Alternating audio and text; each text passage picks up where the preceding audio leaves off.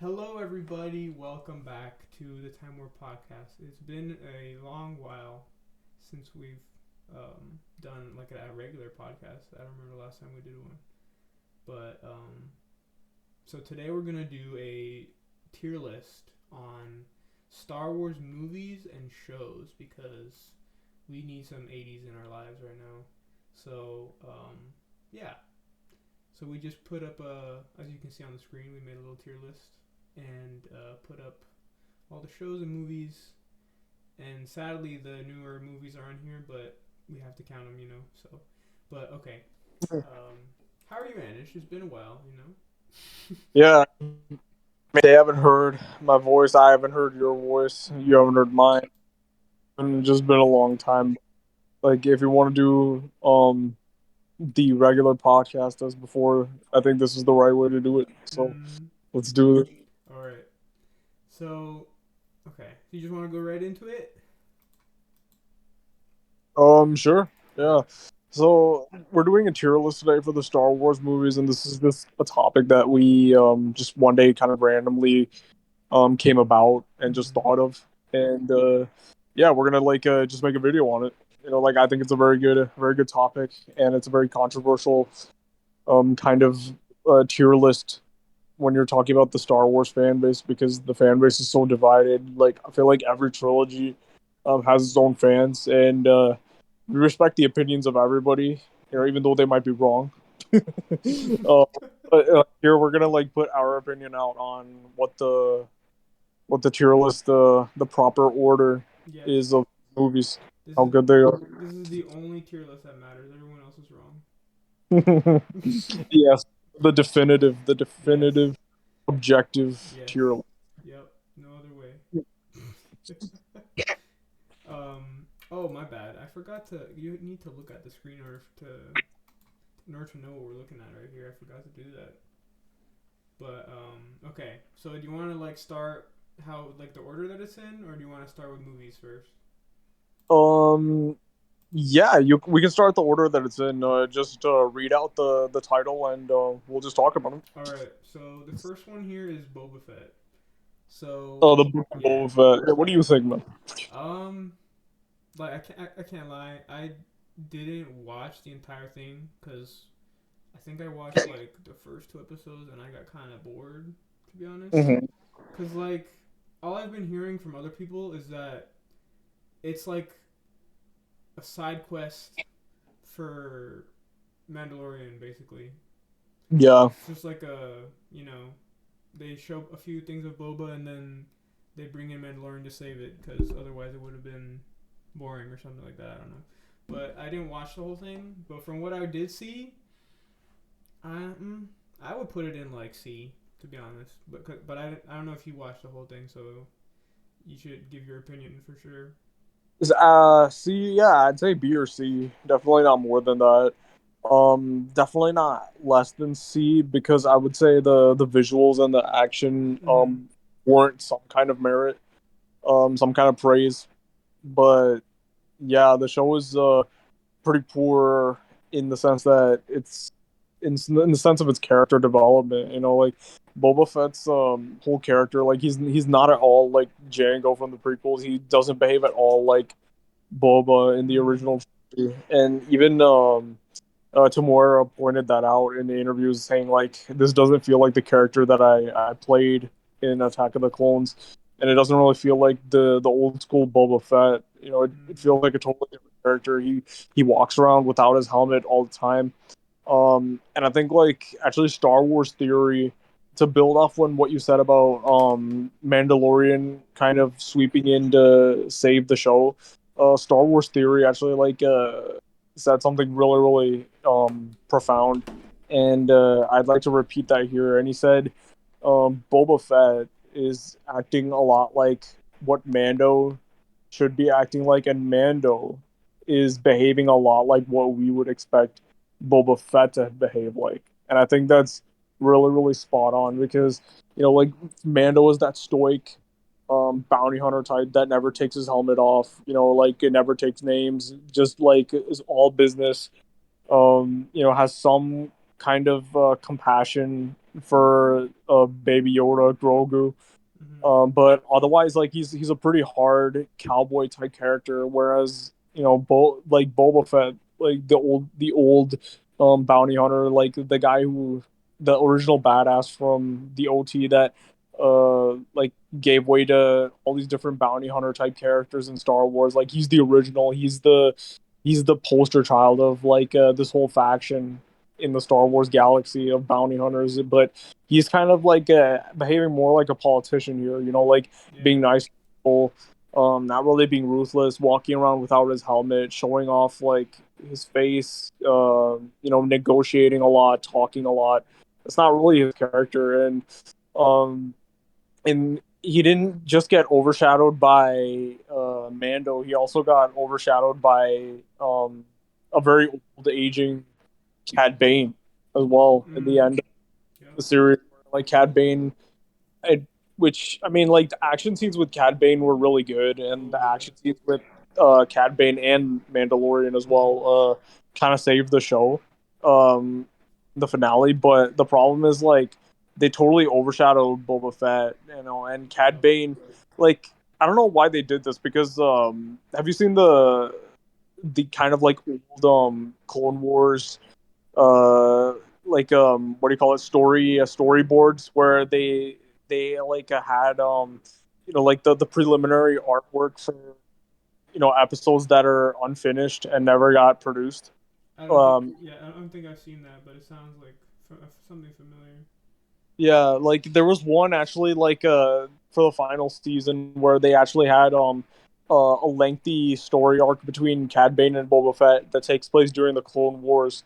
And they finished the storyboards and the animations for it, and actually like like in that it shows like Cad Bane, as he hinted at in this show, like him mentoring Boba Fett and everything. Mm-hmm. And they kind of like have their differences, kind of go their separate ways. Boba becomes his own man, um, and he has the confrontation with Cad Bane, Western style, just like this. But in that storyboard for the Clone Wars show, like it ended in a much better way with Boba shooting Cad Bane and Cad Bane shooting Boba Fett at the same time. Like so, they're even at that point in time. Boba Fett has become extremely proficient as a marksman, as Mm-hmm. a shooter, and so is Cad Bane, who's the experienced bounty hunter. And like because of Boba Fett's armor, of course he survives, and Cad Bane also survives the shot. You can even see like in the Bad Batch show where Cad Bane shows up, like he has like a armor plating sort of thing on his forehead, which shows that like he survives the shootout with Boba. So I guess that's canon. So it doesn't really make sense at all, in this timeline where Cad Bane is like now really really old, and Yeah. Boba Fett like he somehow bests Boba Fett in the shootout. Like it doesn't really make sense, for me. Like if Boba Fett can do it like at the as a child, he can like at least be even with Cad Bane.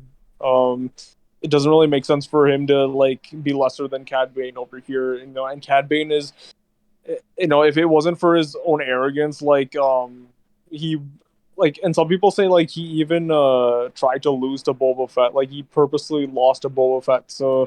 so Boba could regain his confidence and his killer instinct.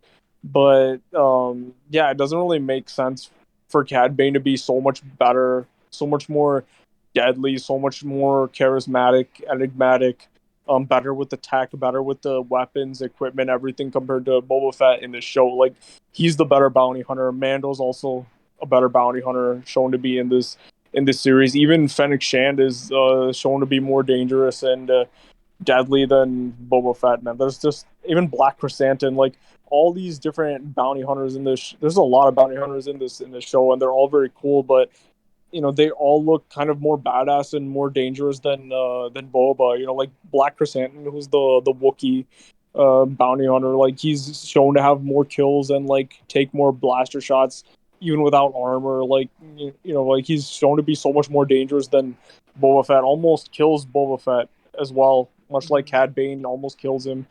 Um, So like it's kind of like a really yeah, it's a really really shitty way that they depicted the character of Boba Fett, but it had some good action, so I think tier C is a good way to put it.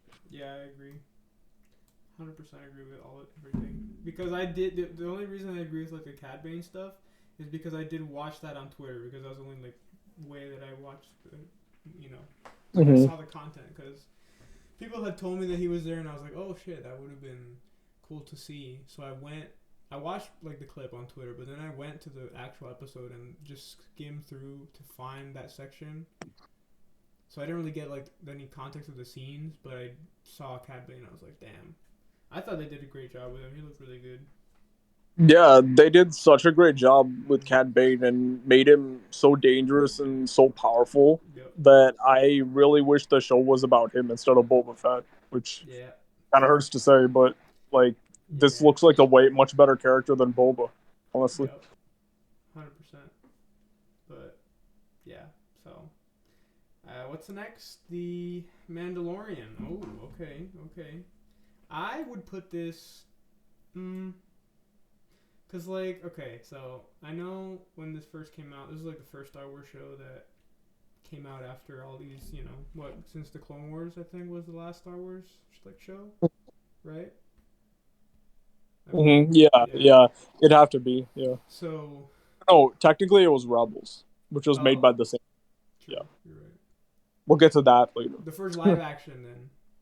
Yeah. Absolutely, the first live action. So I know Unless everyone you was. want to count Ewok Adventures, man. Unless you want to count Ewok Adventures, but we're not going to talk about that. No, let's not count that one. But it what's it called? It hyped up a lot of people, especially a lot of like the newer Star Wars fans that did not experience any of the animated Clone Wars or any of the original movies in general. But I thought it was really good. I thought Pedro Pascal did a great job as Mando. Mhm. Um, they what was it it was the last season where there's gonna be more obviously, but I meant like the last episode of last season that's the one where they showed Luke, right? Or was that the first season? So tell me what happens, and then I'll tell you like which season it So is. like Because they take I forget the character's name, but like when Giancarlo Esposito and him are fighting in the thing, and then Luke comes to take yeah, Grogu. I think that's literally like yeah, it's literally the series finale so far. So like that means the end of season two, and I think we're getting a season three. So yeah, Yeah. Okay. All right. yeah, Because that was great. I thought Pedro Pascal. I thought John Carlos Pizzoto is a great villain in everything he does. yeah. Um, Esposito did a very good yeah, job. I love him. And he was in Breaking Bad, of course. That's why. But Yeah, a lot of people want to see him as Mr. Freeze, which I think we talked about. yes, yes, yes, The Batman sequel. I think he'd be a great Mr. Freeze. yes, for 100%. But yeah. So I really liked that him as a villain. So that kind of like he well Pedro Pascal in general because he's also from another show I like, Narcos. So Yeah, and he's Chilean by the way, so he's he's got I got his back, so he's a nice I think he was a really good choice for Amanda, even though we didn't even see his face for the entire show or almost the entire show. yeah. Just two Yeah, episodes, I think, where he gets unmasked. yeah, and I don't even think or no one thought that he was gonna take it off at all, but I guess he Mhm. ended up doing it anyway. But Mhm. yeah, so I liked it. I thought it was really good. The thing with Grogu was a nice like what's the word? I guess it was kind of like the tension of him having to always protect him, but then have all this other stuff going on, and also he has to worry about Grogu all the time because like for some attachment that he has with him, where you know, like and especially now with was it in uh, it was the most recent season, right? Where or was that Boba? Was it Boba where Grogu decided to come back to him? Yeah, so I think like the second season of Mandalorian is heavily connected to the Book of Boba Fett Okay. because the second season of Mandalorian has Luke, it has Boba, it has Grogu, and then all those characters come back in the Book of Boba Fett. Yeah. Okay. So, but in like, there's so many things to talk about from Mandalorian because it was chock full of lore and stuff like that. Yeah. But if in my opinion, I'd give it A. That's what I think. Just from Oh, yeah, maybe well A or S, but you know, I'm gonna give it an S, man. I'm yeah, gonna give this S tier yeah, rating. This show, like, just put it up it there. finally like, recaptured the magic of Star Wars, Mm-hmm. and You're also right. like redeemed itself before the fan base because the fan base was so torn, so disappointed with the sequel trilogy. Yep. But then Dave Filoni like saved the fan base basically Mm-hmm. like what he did with Mandalorian. This is um something which lovers of the OT would appreciate. This is something prequel fans would appreciate. This is something Clone Wars fans would appreciate. There's a ton of Clone Wars content Mm-hmm. over here, and it's even something that like some like crazy people, but fans nonetheless of the sequel trilogy will appreciate because there's hints at the First Order and stuff like that with the sequel trilogy, also like all over the show. Mm-hmm. So it's something that united the whole fan base, and it introduced a new character, which is something that a cool new character, like a big asterisk there, a cool new character, which is something that we very rarely see nowadays. Doing a lot of the stuff is just like content for content's sake, Mm-hmm. using old characters, misusing old characters, like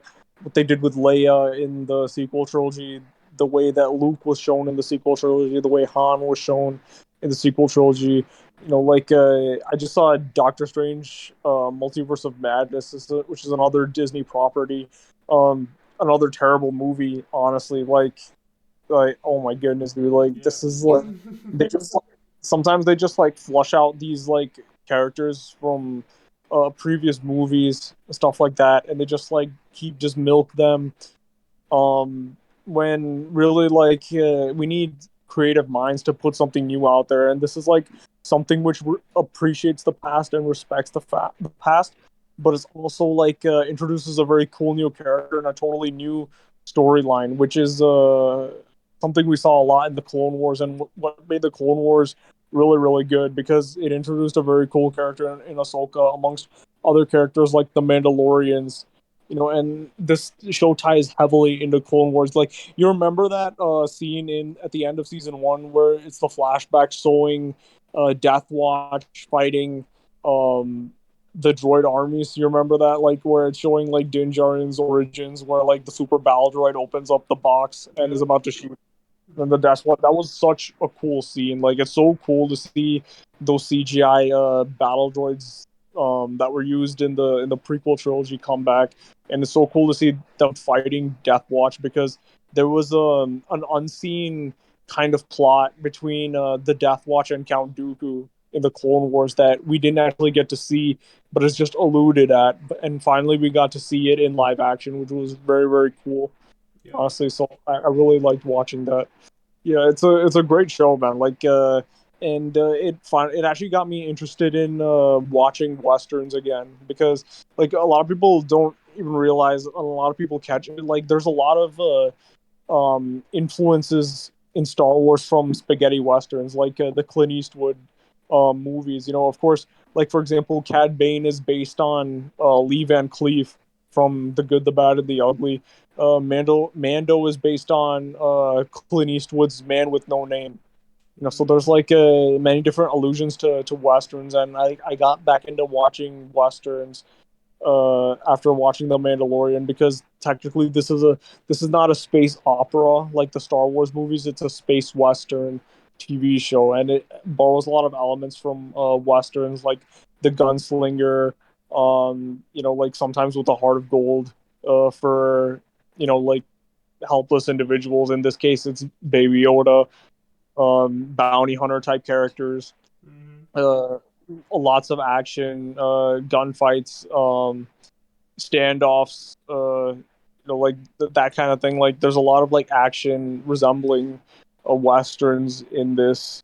So yeah, and also like the kind of like desert town settings like you see in these movies. There was like one episode, the episode with Ahsoka. I don't remember if that was season 1 or season 2, Mm-hmm. where like they had the fast draw scene between Mando and the I think it was like I think it's an Imperial guy. I don't really remember who the antagonist was, and there was another kind of standoff between Ahsoka and the witch.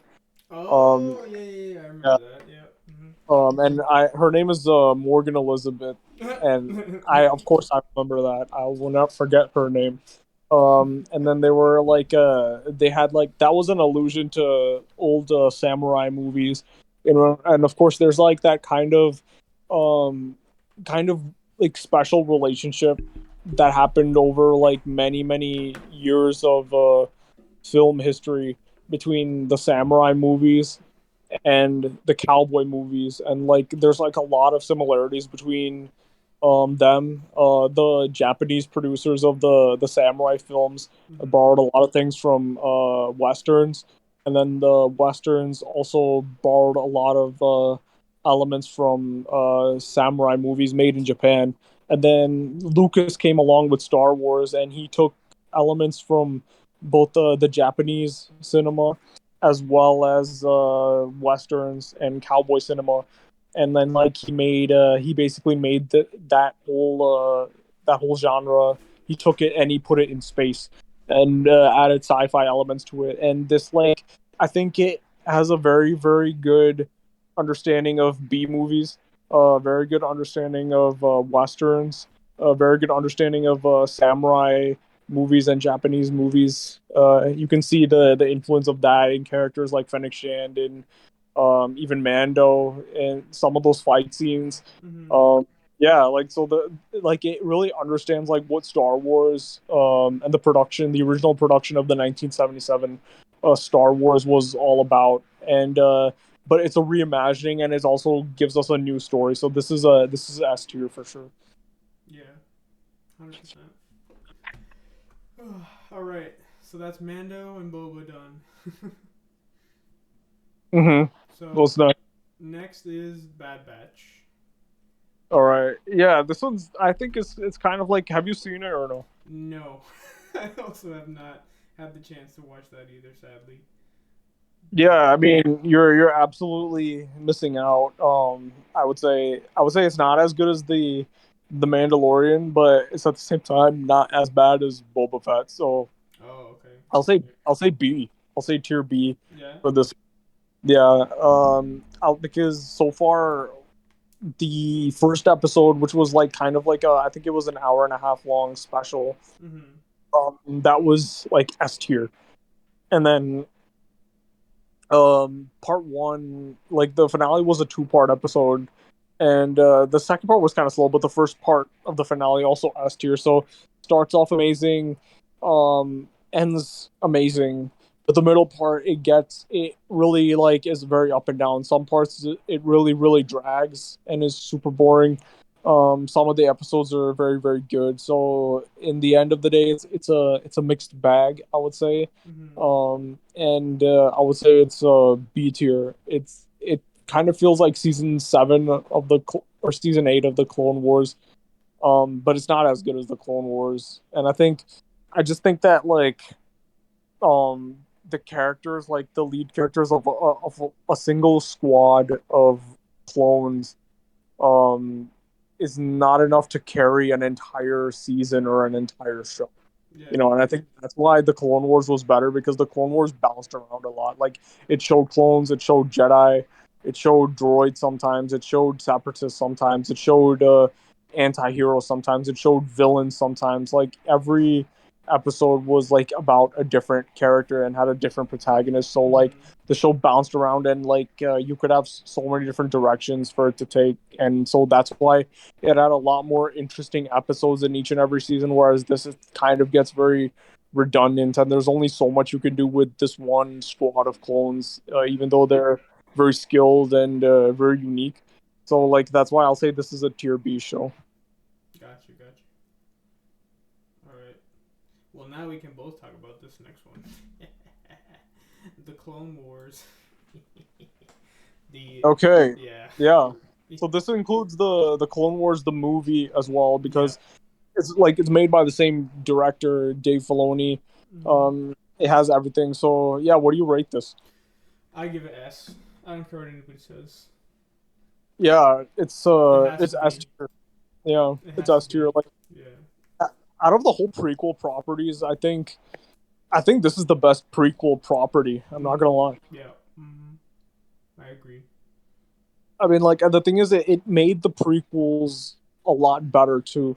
It made the when you see the movies again, like it makes a lot more sense. And there's so much plot in the prequels. Uh, as much like exposition was a lot in the prequels, and a lot of people had problems with that. Mm-hmm. But the thing is that the prequels are so plot heavy, especially Attack of the Clones. Attack of the Clones is actually the most plot heavy um like movie in the prequels. Very underrated movie, I think. But there's so much plot in that, and like when you watch the movie, um, it can get very confusing because Lucas he had to like fit in the political intrigue. He had to fit in the what was happening behind the scenes with Count Dooku and Sidious and Cypher Mm-hmm. Diaz. He had to fit in Anakin's romance as well. He had to fit in the battle sequences. There was just so much to put in the movie that is very difficult, like upon first viewing, to catch all of it. But Mm-hmm. the thing is that movie needed this series. It really needed this series to like delve into a lot of those topics, like the politics and the clones and everything. Yep. And the series just made everything like in the prequels make sense. Like how did the clones so easily turn against the Jedi? Oh, they had inhibitor chips. Okay, like and everything, and it has like such. I think like the best part about the show is that like it has so it also captures like a very very important element of Star Wars, which is that it presents a message which ties into the real world, and in that case like the central if you watch the Clone Wars like the central episodes, the main episodes, you can see very clearly like there's a message of like don't fall into groupthink and think as an individual. And I Mm. think that's like the core message of this show. And you can see it in three separate essentially like the first arc is of the clones, and this is like the most obvious one, right? Because the clones are programmed, they're not birthed naturally. They're all kind of like have this inhibitor chip which makes them turn against the Jedi in Revenge of the Sith and everything. But of course then you have like there's certain episodes like a very very hard hitting episode of the war like on I think I forgot the name of the planet, but Umbara, yeah, the Umbara arc where like Anakin has to leave the 501st, and then the 501st you remember this episode where it comes under the command of a very corrupt Jedi, Mm. Pong Krell? Yeah, like it that episode like where that was like the first time we saw, Rex and several of these clones like get out of groupthink, where they they don't just take orders.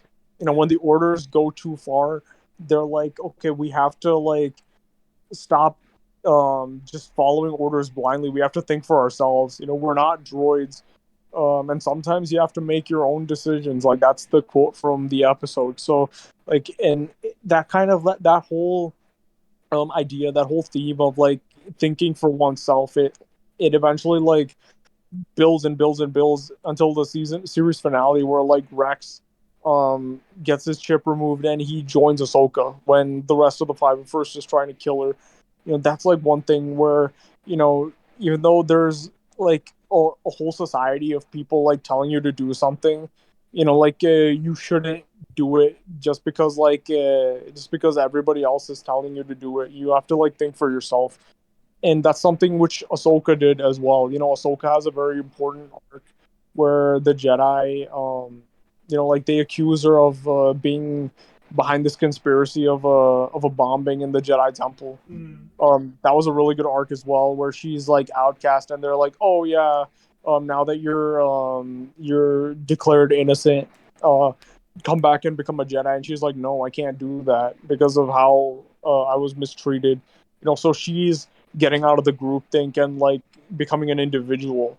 Yeah. Becoming kind of like more of a gray Jedi type of character. Mm-hmm. Thinking for herself, following her own path instead of the path of the Jedi, where like the Jedi there was like a very poetic quote in Attack of the Clones where like Mace Windu says, "We're keepers of the peace, not soldiers." But Mm-hmm. then over the course of this war, the Jedi kind of are like they're kind of slaves of the Senate and slaves of Yep. the Chancellor and slaves of the Republic, getting mired in politics and in war and losing their path. Just even they're kind of just like going with the flow. Doing what they're told by the Senate. Like by all these guys. So Mm. yeah, so like they're kind of like getting trapped in this group think as well, and Ahsoka like broke free of that. So she's like becoming an individual, and then of course like I think the third arc, which is also very important, that kind of broke away from this was Darth Maul's arc. Like where he's like he finally breaks free of Darth Sidious and kind of becomes his own Sith Lord as well. Mm. And he has a very interesting thing with Ahsoka in the series finale as well. So yeah. Ahsoka Tona, bro. Yeah. So what do you think about this show? I remember when I first watched it. Who did somebody introduced it to me? Who was it? Um, hmm. Oh, okay. It was so my best friend growing up. Well, he's still my best friend, but growing up, he was also a big Star Wars fan, and I had only heard of the movies, and then he showed me this show, and we started watching it together, and it was amazing to see like well, first of all, just the change itself from seeing like this old '80s, style of movie in like The New Hope and Empire Strikes Back and all that, and then changing into like also the newer one and what's it called, Phantom Menace and Attack of the Clones, like you said, and it changed into this like really colorful, well animated, well acted show that, like you said, explains all the details in between the lines that we couldn't, or that George couldn't get to in Attack of the Mm. Clones, because literally everything in the show, like you said, happens um, during that time. Or because this show is from in between. Um, is it between Phantom Menace and Revenge of the Sith? Right. Yeah, I mean between Phantom Menace and Revenge of the Sith, but more specifically, it's between Attack of the Clones and Revenge of the Sith. That Okay. those 3.5 years. Yeah. Yeah. Yeah. Okay. So, but yeah, I remember. I remember you showing me the. I always forget her name. Something Ventress.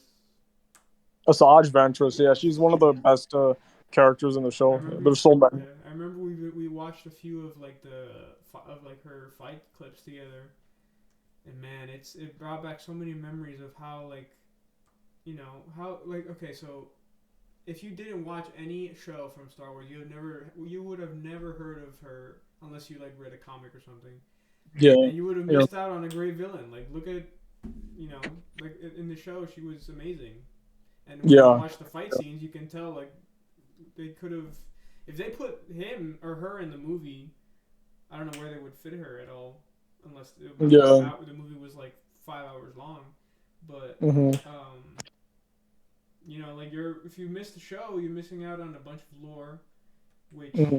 unless you're not a really big Star Wars fan, you're missing out on a lot of content, and Yeah, on because if you watch the show and then you see you start with the originals, then you have a better idea of like, oh, okay, so this is what happened, or you get, because like the way when I rewatch Star Wars movies, hmm, I um, I start from Phantom Menace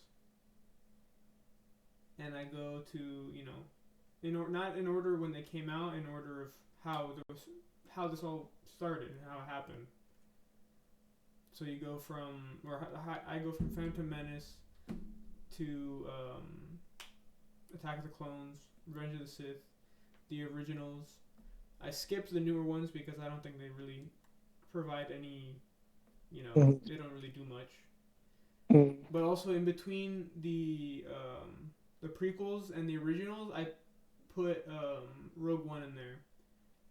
Yeah. We're gonna. I That think it's is on. really Oh, we didn't add it. Shit. Damn it! I forgot about that movie. Yeah. But Rogue One, great movie as well. At least I liked it a lot. But that They what also. about the Han Solo movies? Oh no, I didn't put that in there on purpose because that movie is so ass. That doesn't really do anything to the. It's just a show. I mean, a movie about him, like how it started, but Yeah. not much substance. Yeah, exactly. It's kind of like the Book of Boba Fett as a Exactly. movie, Yeah. like content for content's And then sake. now But this new one, what is it called? Like Andor or something like that? I forgot what it's called. yeah, like I'm not. I About don't. a I'm not even. about a Watch that. like one of the most minor characters in the new movies, and they're making a whole show about him. I don't get that. Yeah.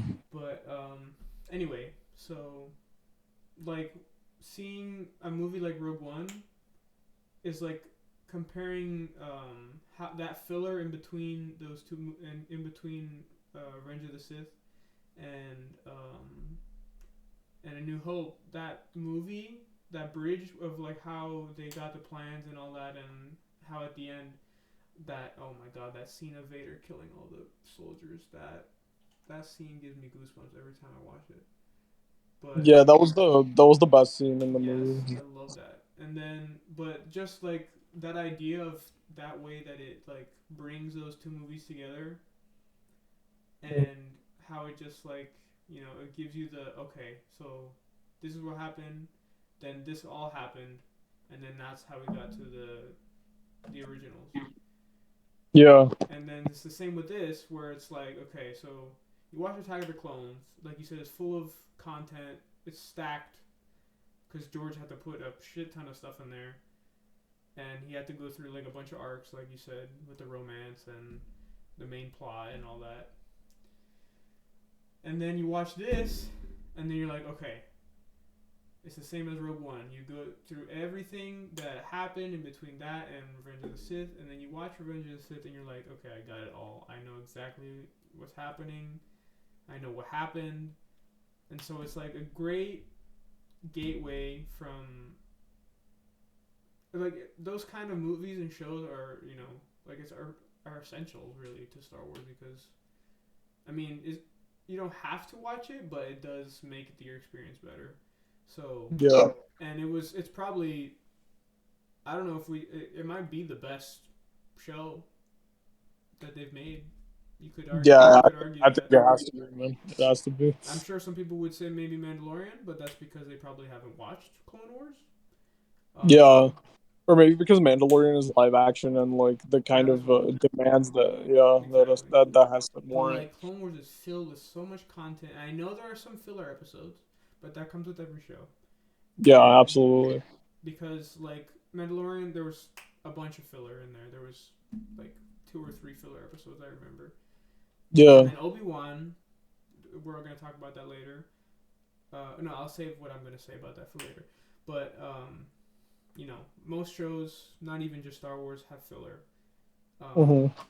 But the thing with Clone Wars is that it's not one season with 6 episodes. It's, what is it? 6 seasons, right? Seven. 7 seasons. Seven. Match Yeah. 7 seasons, and each season had what, like 10 or more, 10 plus episodes or something At like that. at least 10. At Yeah. least 10. So like you can allow filler in there obviously because it's a big show, but a lot of the show isn't filler. Mhm. It's like it gives you context, and it gives you the story of how they got from Attack of the Clones to Revenge of the Sith, Mhm. and all the great stuff that happened in between, all the bad stuff that happened in between, and it just I, like we said, I think it's probably the best show that they've Yeah. made regarding Star Wars. Unless somehow they top it, I have no idea what they would do to top it. But for sure, Clone Wars is up there. Definitely belongs in S tier. 100%, So bro. yeah, but now it's on to a movie. You ready? Yeah. Empire Yeah. Strikes Back. I know where I'm putting it. Yeah, S tier. This is the That's greatest mm-hmm. Star Wars movie, and more importantly, it started off the greatest decade of blockbuster films as well. Yes, yes, Yeah. preach. Tell them, Manish. Tell them. Oh my Yeah, god. I mean, it's obvious. Like this is the greatest. The 80s were the greatest decade of blockbuster movies, and the first big blockbuster to come out in the 80s was Empire Strikes Back. So it started a new era of movies, um, which even continues to this day, which is just franchise films, man. Like long Exactly. see. Like, okay, because, like, this movie, people always ask me every time, or not, they don't always ask me, but when they do ask me, what's your favorite movie of all time?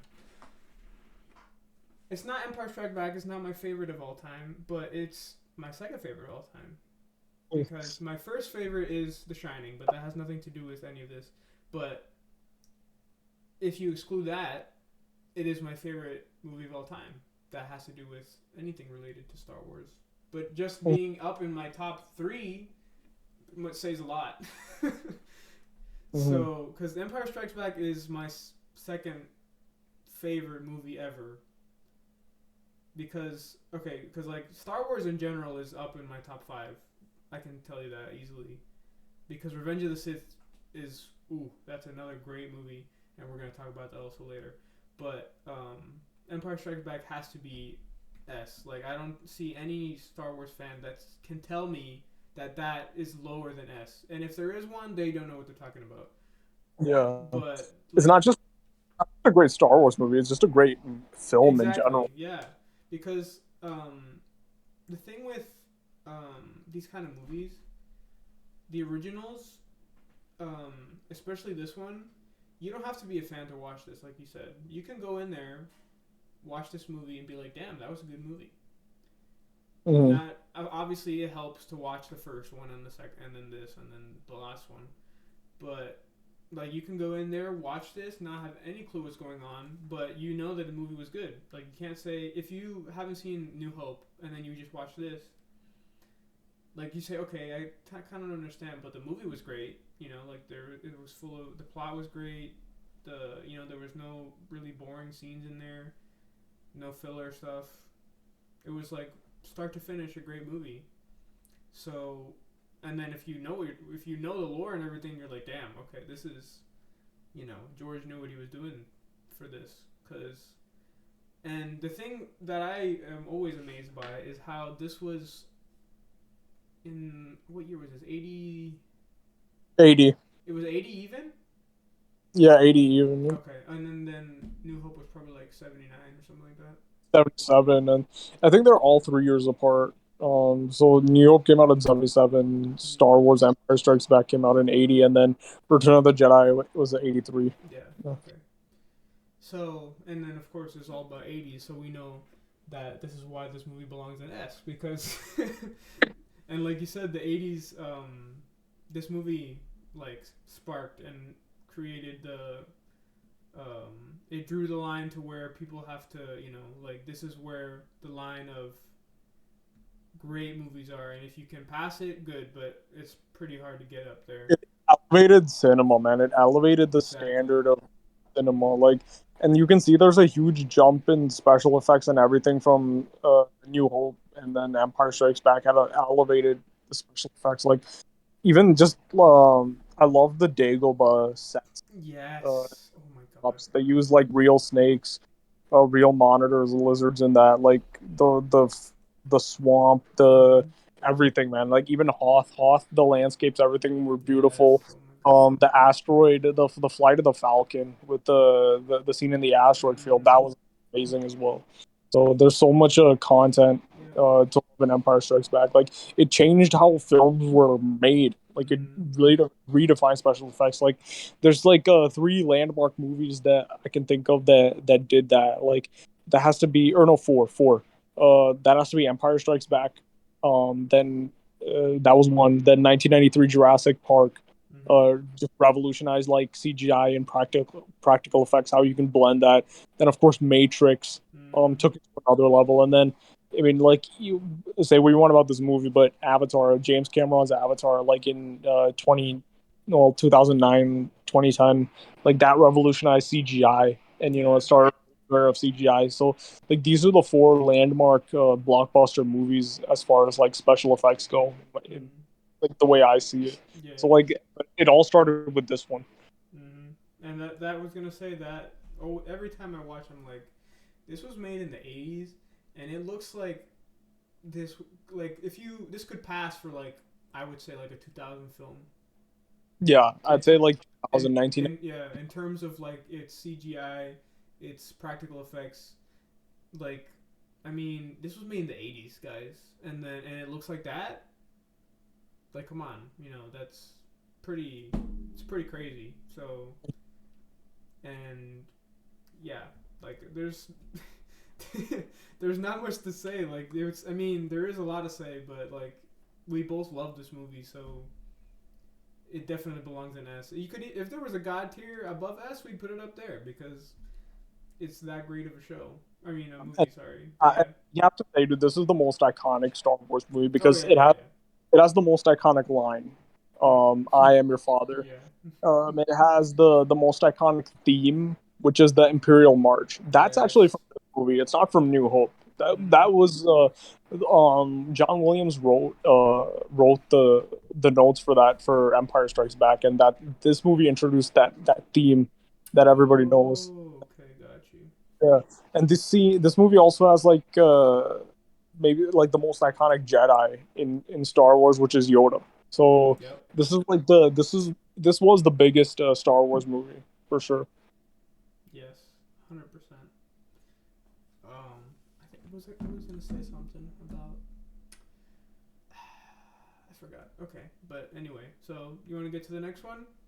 Yeah, let's get to the next We one. know where these. There's not much to say about Empire, man. It's just a great, We know where these are going. Okay, you ready? yeah. All right, The Force Awakens, D tier.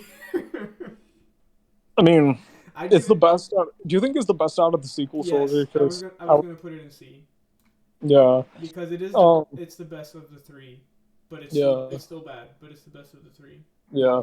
If we're being really generous, you put it at B, but if we're being realistic, you put it at C. Yeah. And I'll put it at C because okay, because this is a 2010s movie. Obviously the CGI was the best, right? Yeah. Like this is gonna have the best CGI. This is gonna have the best special effects. Mm. Um yeah, so like it earns its way up to a C tier. It doesn't go anything above that because you and I both know, we can say it together, this movie is a carbon copy of, A New Hope. yeah, this movie is literally just a New Hope with some different characters, Man. different environments. Yeah. I mean, it's the same environments with different names. Okay? Instead of Mm-hmm. what do you call it? Like Tatooine, you have Jakku. Yeah. Instead of the Death Star, it's Starkiller Base. Instead of Red Leader, you have Poe Dameron. Instead Mm-hmm. of the Moss Eisley Cantina, you have whatever the hell that place was Yep. with the orange alien lady. Um, Mm-hmm. uh, Instead of what do you call it? Instead of the Emperor, you have one of the most useless characters in instead of Darth Vader, you have his grandson. Oh Yeah, man. so like this is basically like the only different kind of character you have in this is Finn. Yep. Who actually Finn was the character with the most amount of potential because of how different he kind of was, like a humanized stormtrooper. Like we didn't see this, we kind of saw it in the Clone Wars where like the clones were humanized and Finn is a clone, at least I think. No, I And don't think so. I think they're all. really, Yeah, I think they're all different. Yeah. okay, yeah, but this is like, at least this is in the movies, this is the first time like where Finn is like, yeah, he's a humanized stormtrooper, he's a humanized like foot soldier, like, so they could have done a lot with this character, and like in many ways actually, like I think he should have become the main character of the series. That's what I was gonna say. Yeah, because like he like, do you think at the end he actually like shows some potential with the Force when he fights Kylo? Exactly. That's what I was thinking. Yeah. I was thinking that. That's what the whole time I watched the movie, I was like, Finn is supposed to be the Jedi. He's supposed to be the one. He's supposed to be the main guy, but no, it has to be Daisy Ridley, Yeah. who does a terrible job from there to the last movie. Yeah, she's a really average actress, man. Like Yeah, she's not Mark Hamill. Like she exactly, doesn't have the innocence, the charm, exactly. and like the kind of like, Mm-hmm. like he's kind of like the in New Hope, like Mark Hamill's Luke Skywalker is kind of like Rocky, man. Like he's a guy from humble beginnings, and then Exactly. he like learns he comes for revenge to avenge Obi-Wan. Mm-hmm. He pulls up the Death Star, so there's like that kind of rags to riches thing. They kind of tried to imitate that with Rey. She's an orphan as well. Mm-hmm. To have this kind of rags to riches thing, but she's too perfect, man. She never gets anything wrong. She's such a flawed character. Like Exactly. Mary Sue, that's absolutely true. Because So like okay, so like think of it. Finn, he was a stormtrooper. mhm, He like escapes because he knows it's wrong and he wants to get mhm. out of it. And then you put this guy as the main character, and he literally becomes a Jedi and starts, he fights this useless character Kylo Ren. And, I'm sure with a little, if George Lucas was still in charge, I think this movie could have had potential. Yeah, we'll talk about the Lucas trilogy actually after we talk about Rise of Yeah. Skywalker, because I actually watched uh like a Star Wars theories vids Mm-hmm. on it recently, and like Lucas had a really cool concept for his version of the sequel trilogy. But like, let's talk about this one Yeah. first. Like, the thing is that like the main problem I had is not just that Rey is too perfect and that Finn is underutilized, but Kylo is just like not a good villain, man. Like At he's all. not strong enough to be a Star Wars villain. Like this is not like, because this is a series that gave us Count Dooku. This Mm-hmm. is a series that gave us, you could say, even Ventress, even Yeah. even General Grievous. Like Mm-hmm. he wasn't Grievous wasn't utilized in the movies to his full potential. Darth Vader, the Emperor, Darth Maul, Yep. and then the next in line is Kylo Ren. Like really, like out of like after all of this, like you give us this guy like who Yeah. gets beaten by an amateur and Ray and another amateur who's not even like gifted with the Force and Exactly. Finn. So, I mean, and I know he was wounded and all that, but even a wounded Force user, Jedi or Sith, should be easily able to defeat somebody like Finn, man. So, um, yeah, man, like no excuse with that. And he killed Han Solo in a really stupid way. So, like, this guy is like, Yeah. I think like as a character, as an actor, I really like what's the actor's name of Kylo Ren? Fuck, I forgot his name. Hold on, let me just look it up real quick. Um, how am I forgetting his name? Adam Driver. Adam Driver. Adam Driver is a very good actor. I think he's a very talented actor, Yep. but he just wasn't the right guy for the role. Like Mm-hmm. he's not. He doesn't have the charisma. He doesn't have that kind of like presence. Like when I say presence, I mean you look at Hayden Christensen's Revenge of the Sith look Oh, with the scar, long yes. hair. He has a very commanding and charismatic presence on screen. Like you can tell like this guy means business. You know what I mean? You can like you can feel like he wants to. He can feel his ambition. You can feel his power on the screen when he's fighting Obi-Wan Kenobi on Mustafar, when he's killing all those separatists, when he's piloting all these different spacecraft and everything. Like, but with this guy, like you can't feel like any of that. Like I don't get any charisma. I don't get any villainous vibes um from him at all. Like the Mm-hmm. way I got with Vader. Like look at Darth Maul. Like when you see that guy, you can see he's like a badass Mm-hmm. villainous character. Like he doesn't even have to do anything. He doesn't even have to say anything. The minute he just like takes off his hood when he's confronting Qui Gon and Obi Wan, you can tell this guy is a force to be reckoned with. You don't really get that from Kylo Ren. Like, Nope. he just seems like a very angry guy. Like, every time he hears bad news in the movie, he just destroys some equipment. And like, I'm just never threatened by him. I'm never threatened by him at all in the movie. And then I just like the fact that he loses to Finn and Ray in a fight. Like, it just like it makes me even less threatened by him. I'm like, okay, so I was kind of worried going into the rest of the saga because like I'm like, if you have a Star Wars movie, you need like either a very threatening, very evil, or a very complex antagonist to carry the other side. Like there's a hero side and then there's the villain side, the light and the dark. Yep. And you need like uh you need a much more powerful, like a much more commanding antagonist to carry the dark half. And like this guy just was never it for me. Like that was like a huge problem like I had with the movie. Yeah. Like tell me that you put um Esposito as the villain. Tell me that wouldn't be good. Yeah, I mean, even him, like he's a very good heir to the Star Wars of villains. Like villains rogues gallery.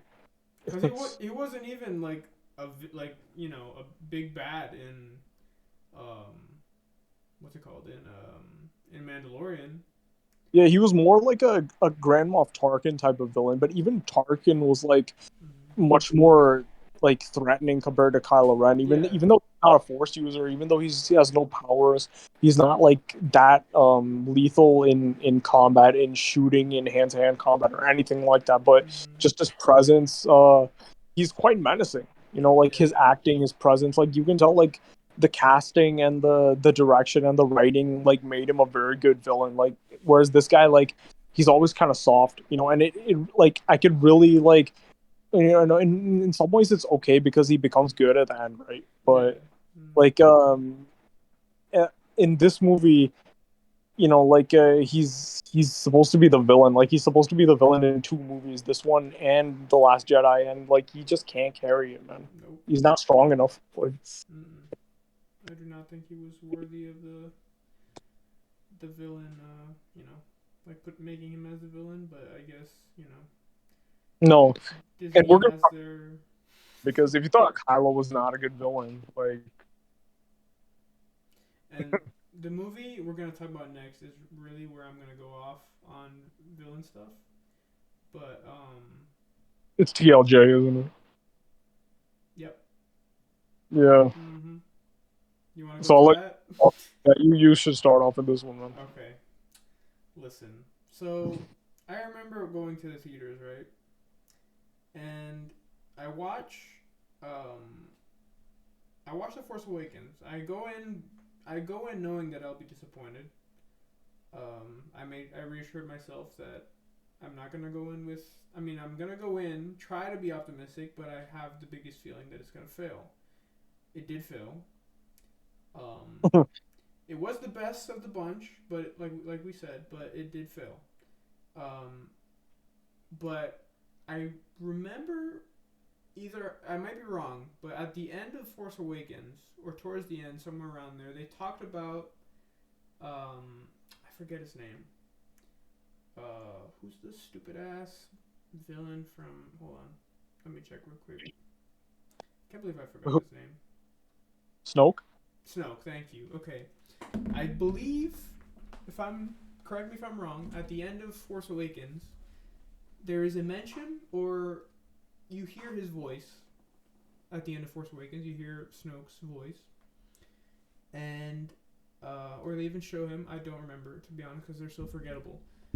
But the thought of people were making theories like, okay, this could be Darth Plagueis.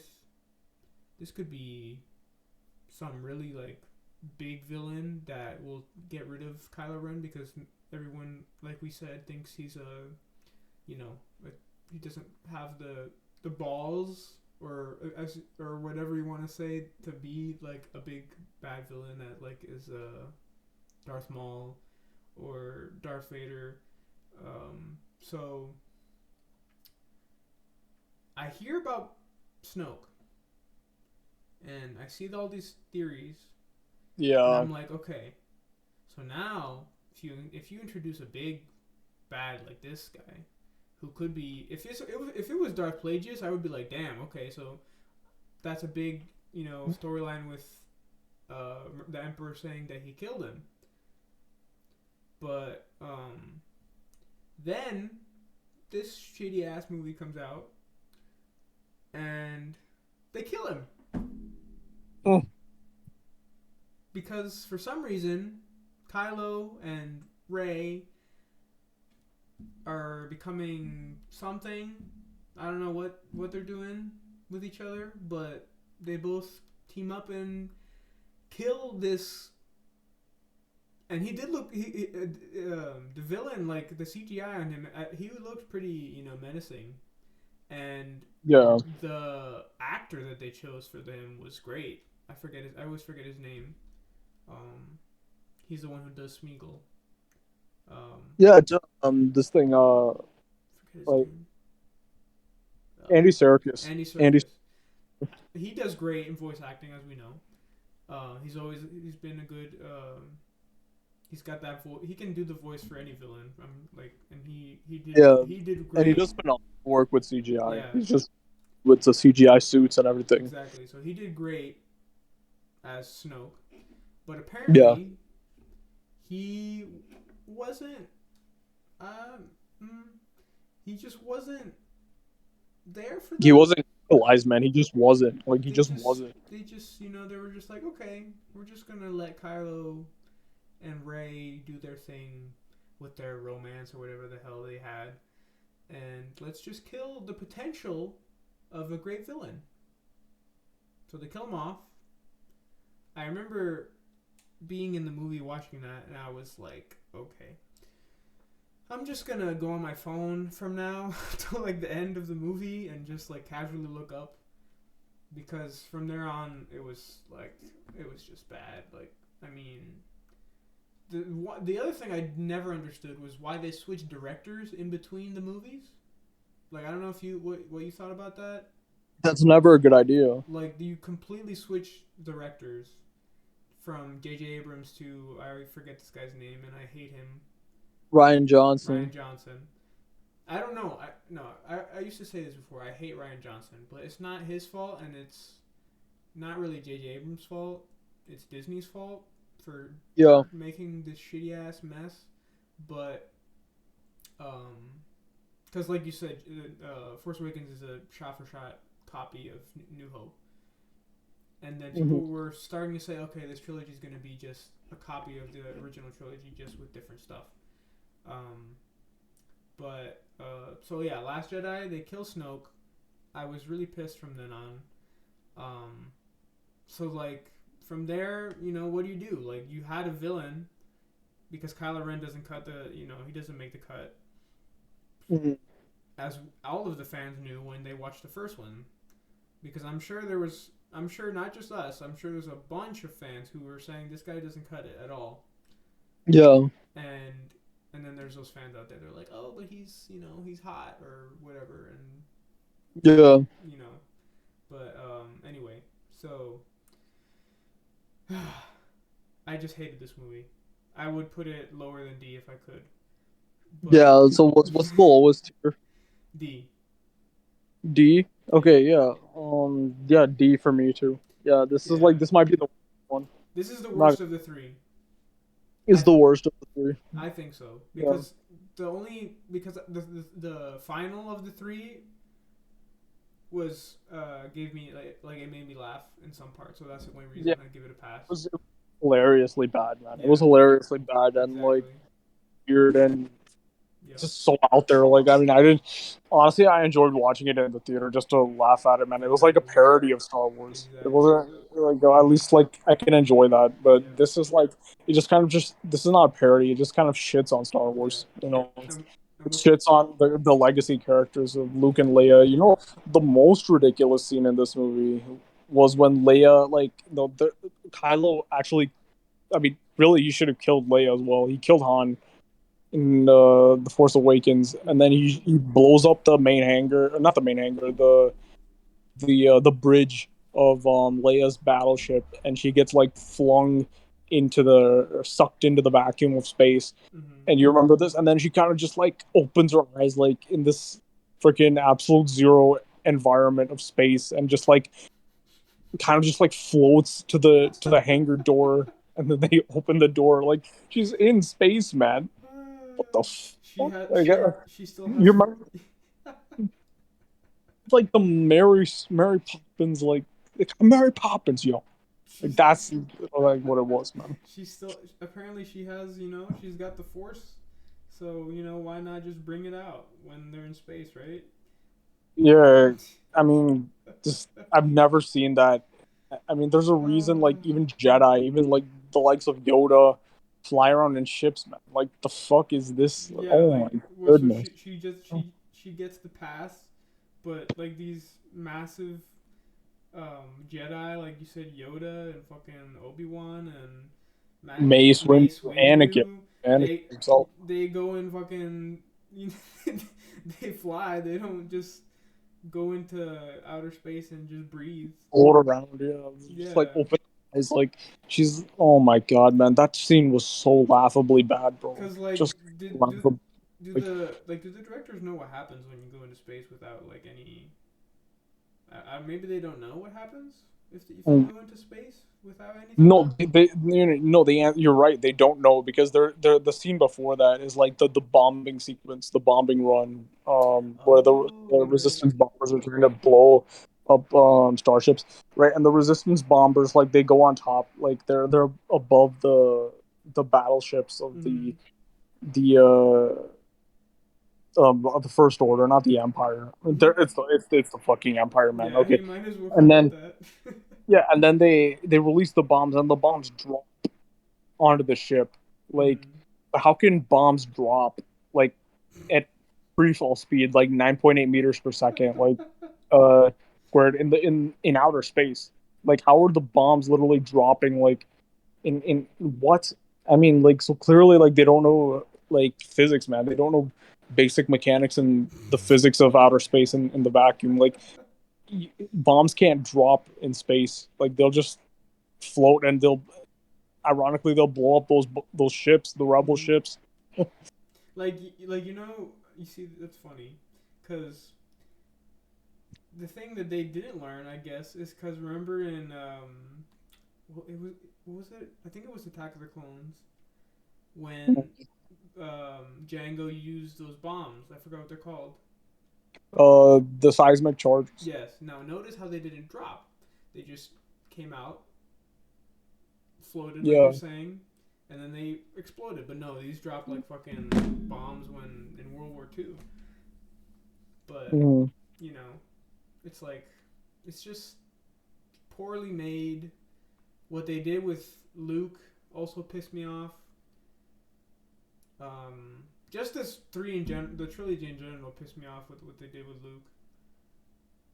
Yeah, Yeah, Luke was not Luke, man. Luke was no. like there's so much to and that's another thing the Mandalorian redeemed as well, which is why that show was so good. But this movie, Luke was just not himself. Like they tried to make him a Yoda like character, so like basically like they tried to mirror this entire sort of making it different, like the prequels where they tried to mirror the original trilogy in every single aspect of Yep. the sequel trilogy.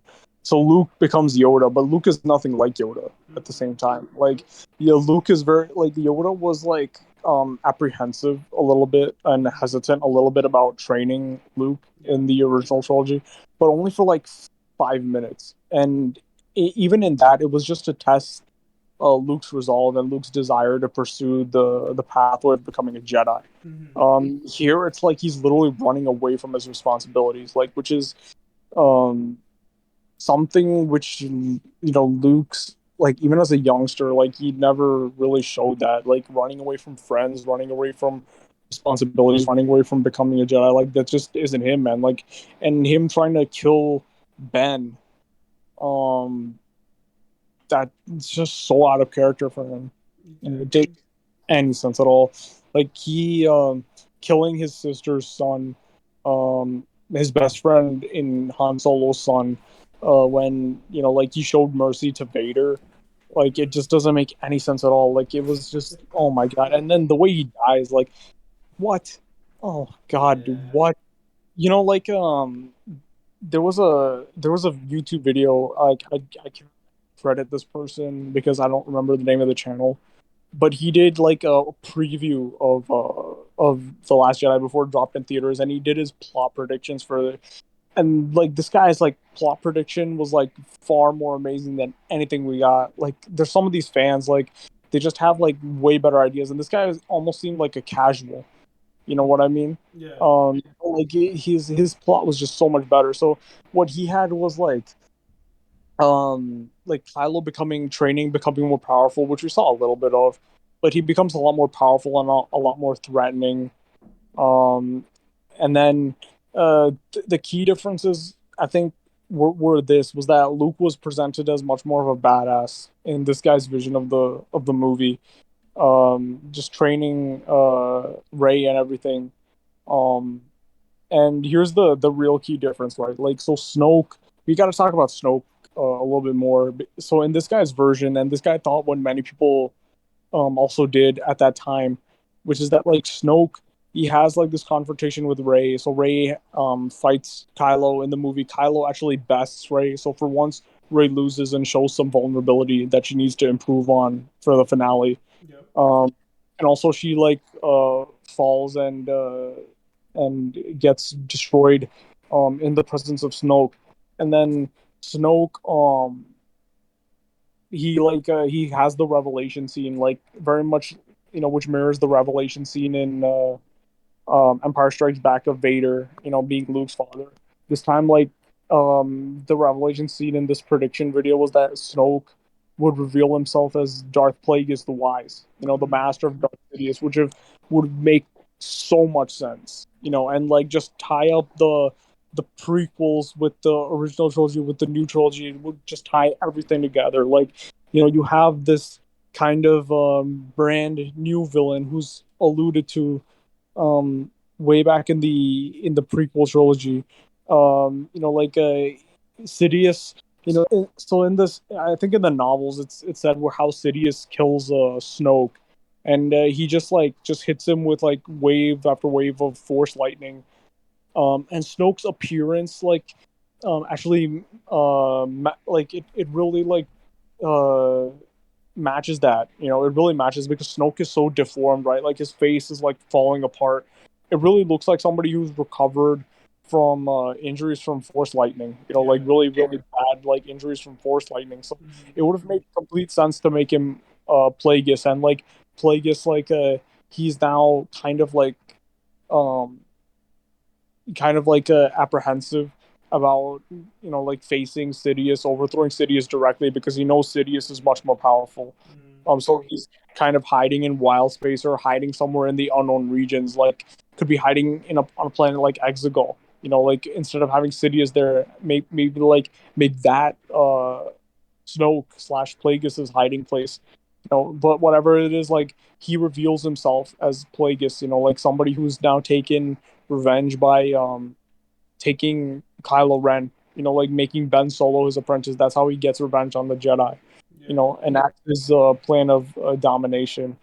Takes over Sidious's old empire, the First Order. So like he reveals himself as like the overarching villain who's just been lurking in the background, just waiting for his opportunity to take over.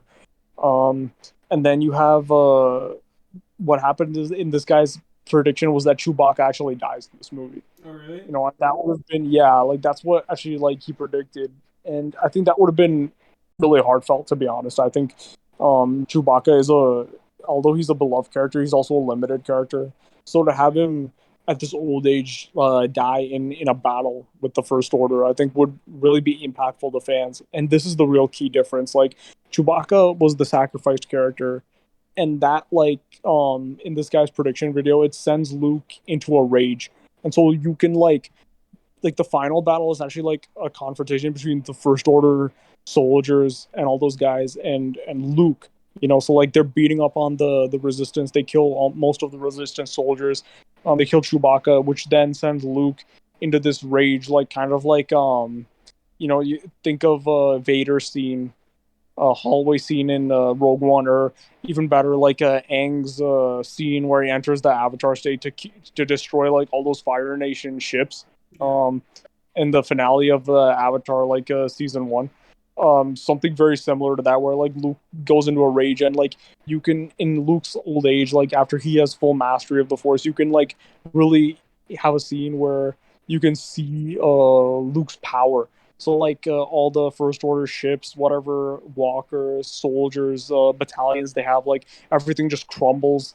You know, like once Luke unleashes the Force, like he just like destroys like waves of all these soldiers and everything, and like it would really like announce Luke, like announce like, because Luke's supposed to be in hiding in this trilogy, which doesn't make any sense, but like it would really be a huge comeback and respect for the character of Luke to show how much he's progressed, and like he just announces himself in this way in the trilogy where he's like destroying everybody, but in the real and that's how the movie would end in his version. That would be a much better movie, way better movie. But in this version, like he just kind of like shows up. It's not him. It's kind of like an illusion of Luke. Mm. Just to trick the First Order, and then that illusion like takes so much out of him in reality that he just dies, like really stupidly. Yeah, man, that's Yeah. like that was the worst death scene in a Star Wars movie. Oh man. Yeah, that's It was just so random and like what? yeah, that's probably one of, if not the worst Star Wars movie. Cause I mean, like, cause I also really didn't like Han Solo. I didn't like Solo at all. No. But at least it wasn't, you know, it wasn't that significant to the plot like this is. So, but yeah, definitely D. So, all right, you want to go to the next one, or you got anything else you gotta say? No, I'm done with All this one. right. Yeah. So So next, Snoke, total waste of yeah. potential. Luke, total waste of potential. Mhm. Kylo Ren, like I mean, what more needs to be said about that? And this whole movie was a waste of potential. Yeah. Exactly. So, but yeah. Next is A New Hope. Um, I'll say A tier. yeah, What about you? I agree. I agree. A tier Yeah, for sure. it's a good start to the greatest franchise. The more like maybe not the greatest franchise because there's so many, but definitely the most popular franchise of all time. Mhm. But it's not as good as some of the movies that came after it. So yeah, A tier. Yeah. You know, there's not really anything really to say about Yeah. it. Yeah. So, but okay. Next, the Old Republic cinematics. I mean, from what we've watched, I guess. Well, for the people who are watching, so I know this isn't a movie or a show, but when you watch the clips that they've released, it looks like a show or a movie. Yeah.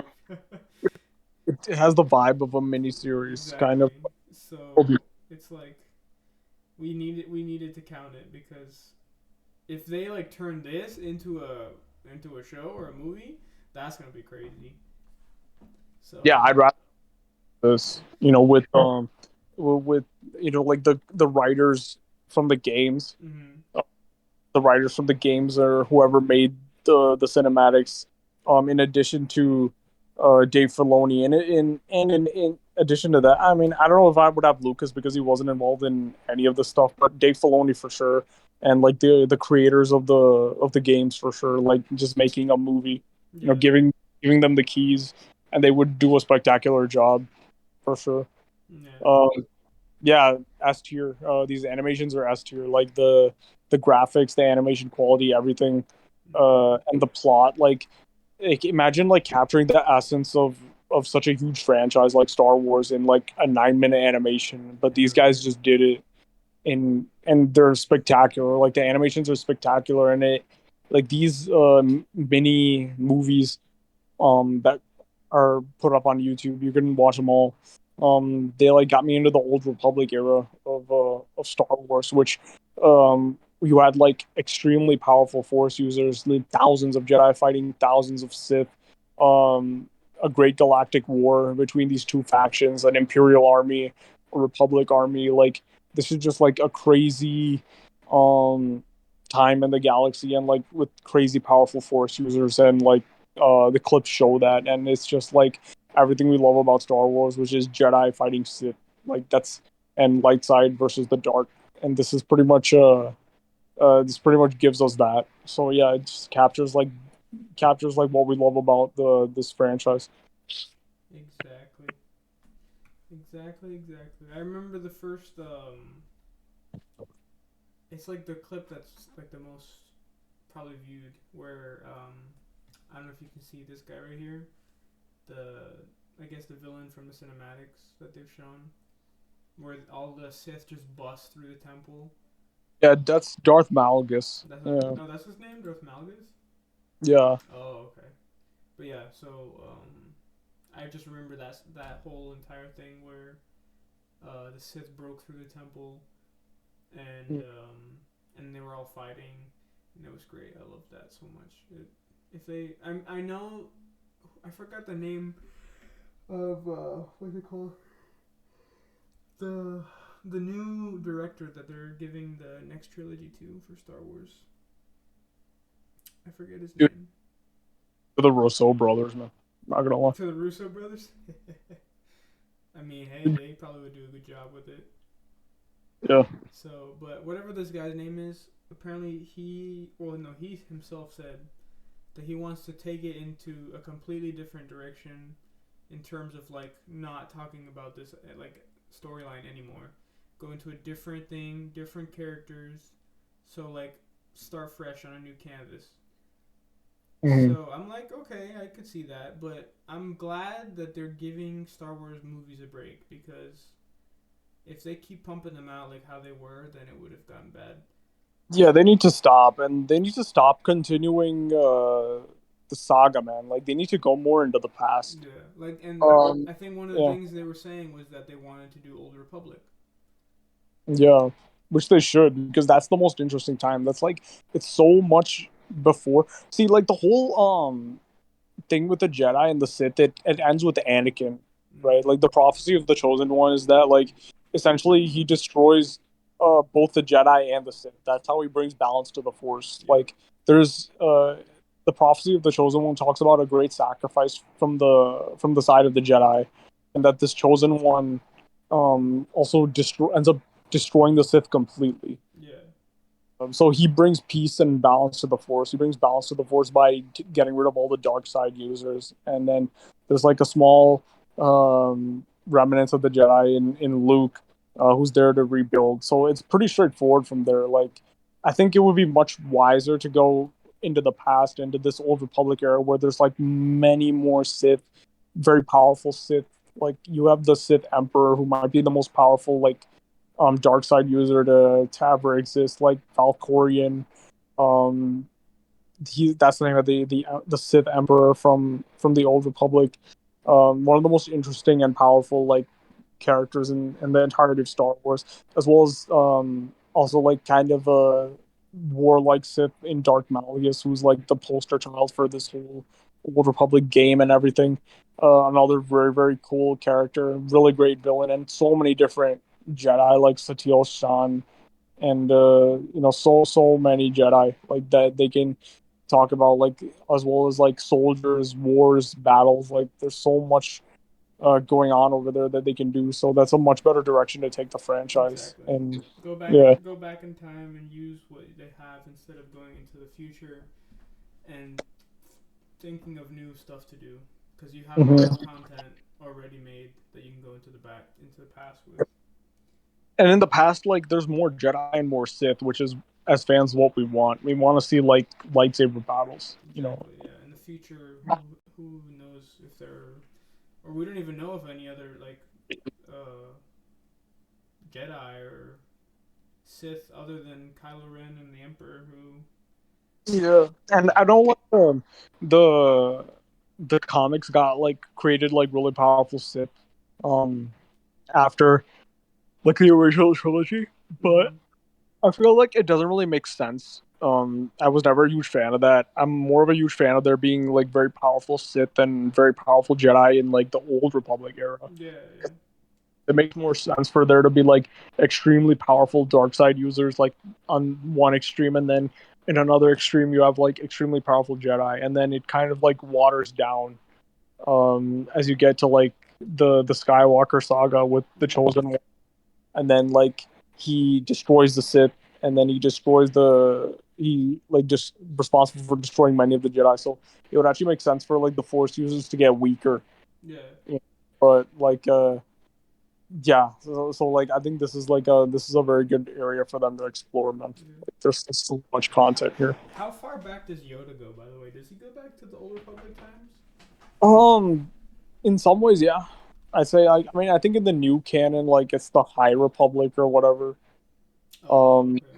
like they call it the High Republic, which is like the era like a couple centuries, like couple centuries to a few centuries before Phantom Menace. But the Old Republic takes place thousands and thousands of years like before the movies take place. So this is like really really far back into the lore of Star Wars, and a lot of the characters in the movies don't even know of all these different Jedi and Sith from this era.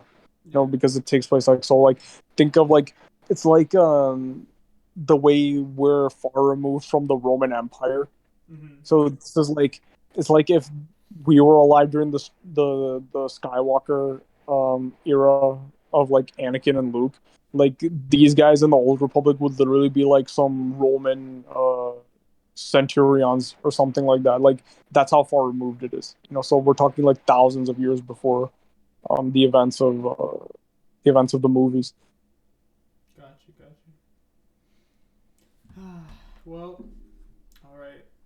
So now on to the next one. We've got the Phantom Menace. I say I'm thinking A or B. A or B. I'm going with. I have to go with C, man. I'm not gonna lie. Oh, C. Yeah. Actually, yeah. I think you're right. Yeah, B or C. I'd have to go with C. It's the Phantom Menace is There's not much content. I know Darth Maul is there, and then they just introduce Anakin, yeah. and The that's it. Phantom Menace is the opposite of Force Awakens, man. It's the opposite of Force Awakens. Whereas in the Force Awakens you have a carbon copy of um New Hope. Mm-hmm. Like Phantom Menace takes the saga in a different direction because George Lucas wanted to make all the movies different, which is a great idea.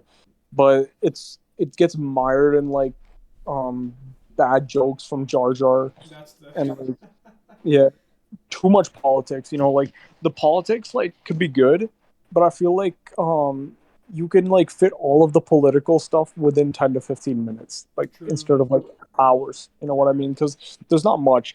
See, essentially, like the movie's about a trade blockade in the planet of Naboo, and so the queen has to escape, plead her case to the Galactic Senate, and then in the background you have like Senator Palpatine, who's secretly like the Sith Lord, and he's just he has to basically like declare a vote of no confidence, use the crisis to declare a vote of no confidence in the incumbent chancellor, Uh huh. so that he can run for the office of chancellor and take over the republic. Like that's basically it. So in a minute, less than a minute, I basically explained like what the major politics of this movie is, so they can fit all that like into 10 to 15 minutes of dialogue. Yeah. So the politics got too long, and unlike Force Awakens, which the ending was like very very basic and very formulaic and like A New Hope, Mm-hmm. the ending of Phantom Menace saved the movie. Actually, it saved a very average movie because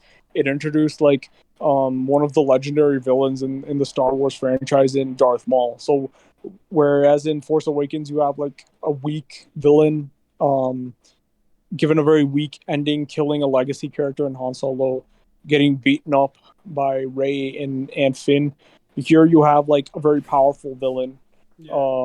who kills Qui Gon, who's one of the most important characters in the Star Wars saga, who totally stole the audience's attention. Like the fans just loved Darth Maul the minute he popped up on the screen. Like Yeah. the only reason this movie's in contention for the B spot is because of Darth Maul. Like, let's be real. Like Yeah. he's the only reason this movie's like it even can be considered for like the place of B, because the rest of it is just like so average. But like Yeah. yeah, I would say C because like like it's not a great movie, um, in terms of action or anything. Mm-hmm. But it has like a great performance from Liam Neeson as Qui-Gon Jinn. It has a really great performance from Ewan McGregor as Obi-Wan, and it has a good setup for episodes 2 and 3, and it has a very good villain in Darth Maul. But otherwise, like a very slow um, movie, and like that wasted a lot of time. True. Yeah. Yeah, you're right. Yeah, you bring some good points. I think I was just I watched it recently, so maybe that's just why I was like thinking A or B. But yeah, you're right. It's on par with Force Awakens for sure. Yeah. All right. This I haven't watched, but I know you've told me it's pretty bad. Star Wars Rebels. Um, like every part of me wants to put this in D, Mm-hmm. but I'll put it in C because it has Oh, some okay. good moments. Like it has Thrawn, it has the Grand Inquisitor, which I think is an okay villain. Um, I think the Jedi character in that is good. Mm-hmm. Uh, but I just think Ezra is just terrible. And like the thing is, I feel like there's so many episodes where like the premise is good, but like nothing happens. Like when we were watching Avatar: The Last Airbender, I told you like look how much content they pack into 20 minutes. Like Exactly. look how much content they pack into 20 minutes, and this is the opposite. Mm-hmm. So when you watch this, it feels like nothing's happened in 20 minutes. Like it feels like the story's just gotten nowhere. Like Yep. in 20 minutes, like in 20 minutes they fit in like 5 minutes worth of plot. Yep. um so it has kind of the flaws of Phantom Menace in the form of a TV show, where it's just like some exposition and just like nothing gets done. And I have no idea how the show is multiple seasons because you can fit all the content of all those seasons into like one season and you wouldn't miss anything. So yeah, and I really hated the fight between Obi-Wan and Darth Maul. I know a lot of fans liked it because there was like some Easter eggs and cool things which happened in the fight, which makes sense. Mm-hmm. To be fair, like the way he beats Maul actually makes sense if you look at the history of the two characters Yeah. and how they progressed and everything. But like the fight was just so anticlimactic when they built it up over 2 to 3 episodes. And he's just trying to chase a ghost Mm-hmm. uh, in Tatooine. He's trying to avenge, um, and like the way Obi-Wan just kills him so quickly, like it was just really anticlimactic and really stupid. And um, yeah, I wanted a much better ending to Darth Maul. And the last time we saw Darth Maul was actually at the end of Clone Wars because Clone Wars season 7 came out after Rebels already concluded, and that one gave us a much better ending of Darth Maul, a much more badass ending of Darth Maul. So yeah, so this is a C tier show. Yeah. Yeah. Okay. Yeah, I don't really have much to say because I haven't watched it, but and then I think we both haven't fully watched this, unless I was wrong. But this is Vision. D, D. Like nobody cares about this. Oh, Let's be honest. okay. But there's Star Wars Resistance. Okay, now what's going on to Return of the Jedi? What do you think?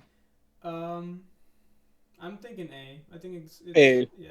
I think it Yeah. goes it's pretty similar to New Hope, but it adds it's a good ending to the original trilogy for sure.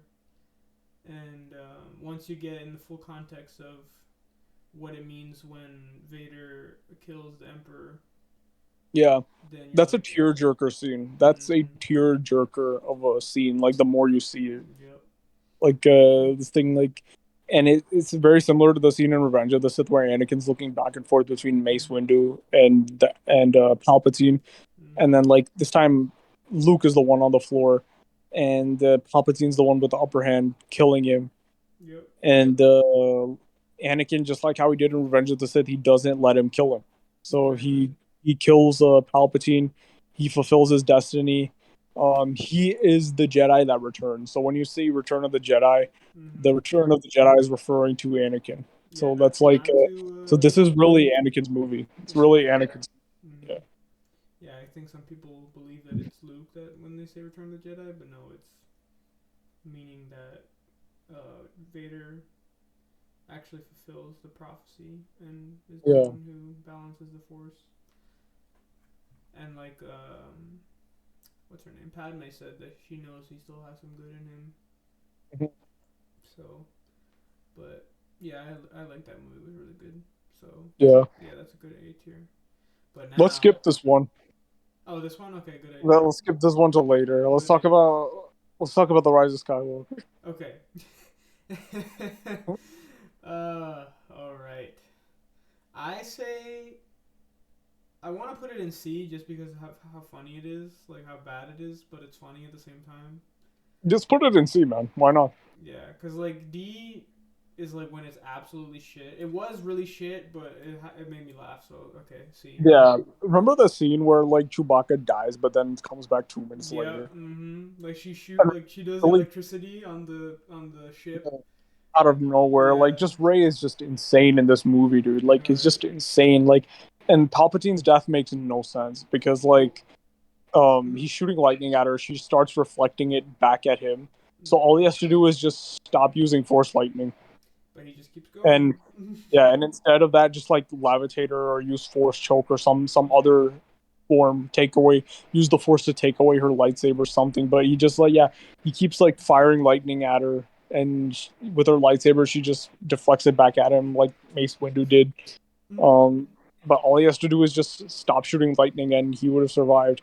Uh, yeah, so Palpatine just comes out of nowhere, makes absolutely no sense. They're trying to like make some bullshit like about how he cloned his body, something from the Yeah. expanded Or universe like he novels. survived or something. Um, yeah, like yeah, they're trying to fix it with the Mandalorian, where like they talk about cloning and how he has a cloned body, and this is something which even is there in the Old Republic, where the Sith Emperor in that time like uses it a lot, where he does essence transfer, like, and he's kind of a forced parasite, a Yeah. demonic entity that kind of bounces between bodies and takes over different bodies. It doesn't make sense for Palpatine, you know, like Palpatine dies in Return of the Jedi, like that is the prophecy of the Chosen One of Anakin, that he brings balance to the Force by destroying the Sith. Mm. So it detracts from Anakin. It makes Rey the chosen one, Rey Skywalker. Um, and yeah, of course, Yeah. like so, just like how TLJ shat on the legacy of Luke, this one actually shits on the legacy of Anakin, and we don't get to see Anakin at all. Like I think Hayden has a voiceover in that scene where she is like imagining the voices of the Jedi. Mm-hmm. Uh, but it's really brief, and like Anakin doesn't show up at the end. You see Luke and Leia's Force ghosts. Leia suddenly has Force powers, like an extremely Apparently. powerful Jedi, more powerful than Luke as well. Which doesn't Yeah. make any sense because, again, like if she's so powerful, why doesn't she ever use this power to fight the First Order? Exactly. Um, so yeah, like you see their Force ghosts, you don't see Anakin's Force ghost, which is just more of them just shitting on the prequels for no reason. Yeah, Um, because you need a significant amount of training to do Force Ghost yeah, to become a yeah, Force Ghost. Yeah. yeah. She doesn't display the power level which she's supposed to have Yeah. in the movies.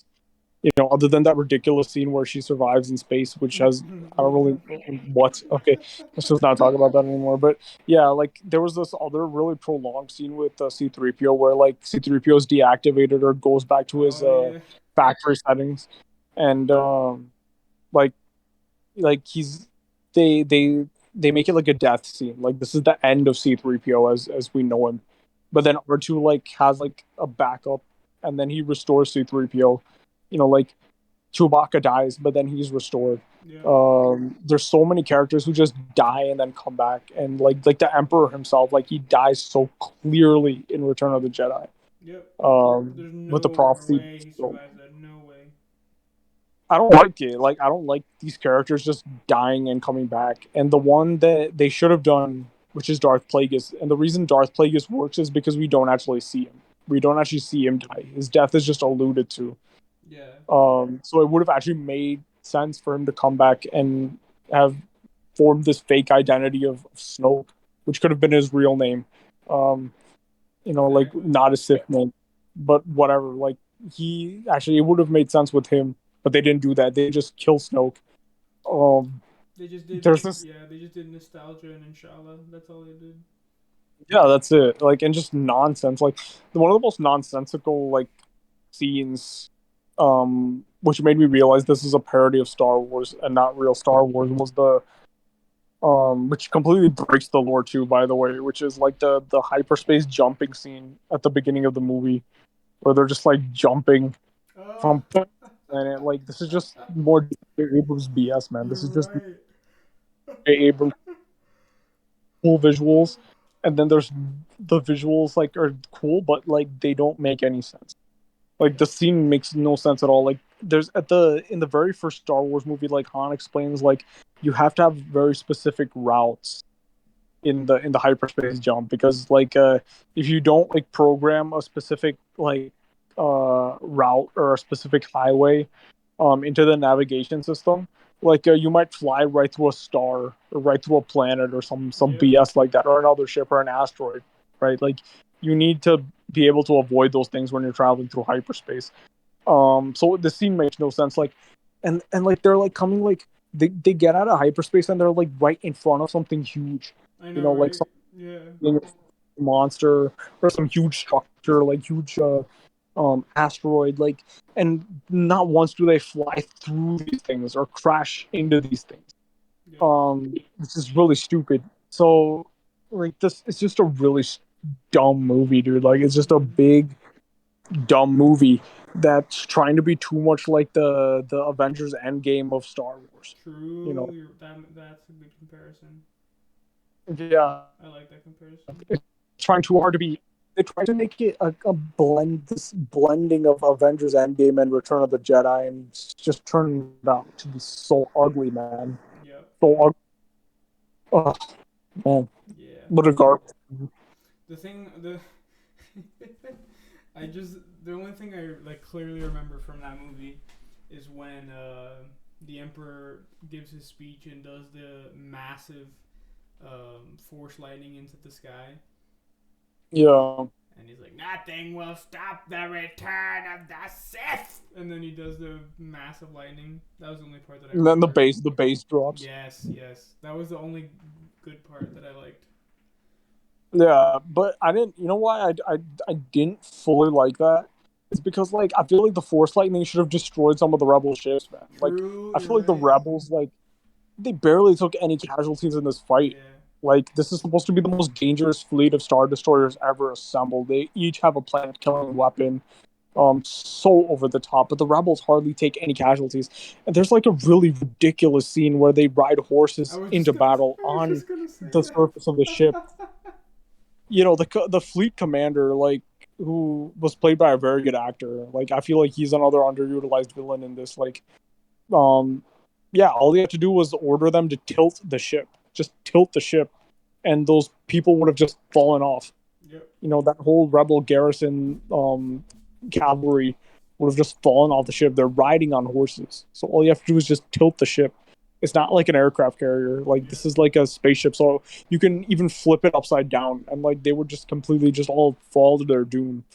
Um, and like yeah, this Star Destroyer fleet, like with planet killing weapons, like should easily have been able to destroy all those rebel ships that just randomly showed up. I don't even know how all those ships managed to fly through the nebula unharmed. And Exactly. I don't know how they have enough weapons to beat the Empire. The Empire should have been able to kill these guys easily. Mm-hmm. Even if there's more of them supposedly because they have better weapons, they have better technology. So and they have quite a few ships as well to beat the rebels and like Yeah. I mean like the way the start I mean like the first time I started laughing in this was like um there's like a really good YouTube channel that did a reviews of all these sequel movies called Mauler. I think I might have showed you his videos, but like he did a review of Rise of Skywalker, and he was like, like there's that opening scene where like which actually the atmosphere and everything is good, but then Palpatine says like the dark side of the Force is a pathway to many abilities. Oh. Uh, some like Yeah.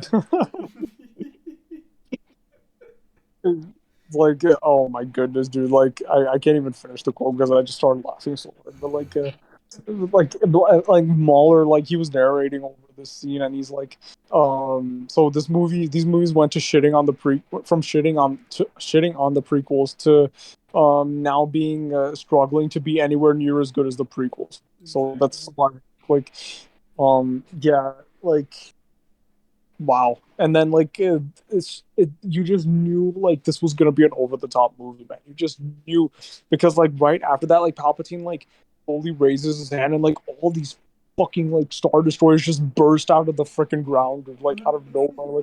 Like what, dude? Like it's just like cool CGI and cool visuals for the sake of cool CGI and cool visuals, man. Like this doesn't make any sense. Like the ship's just bursting from the ground. Like holy.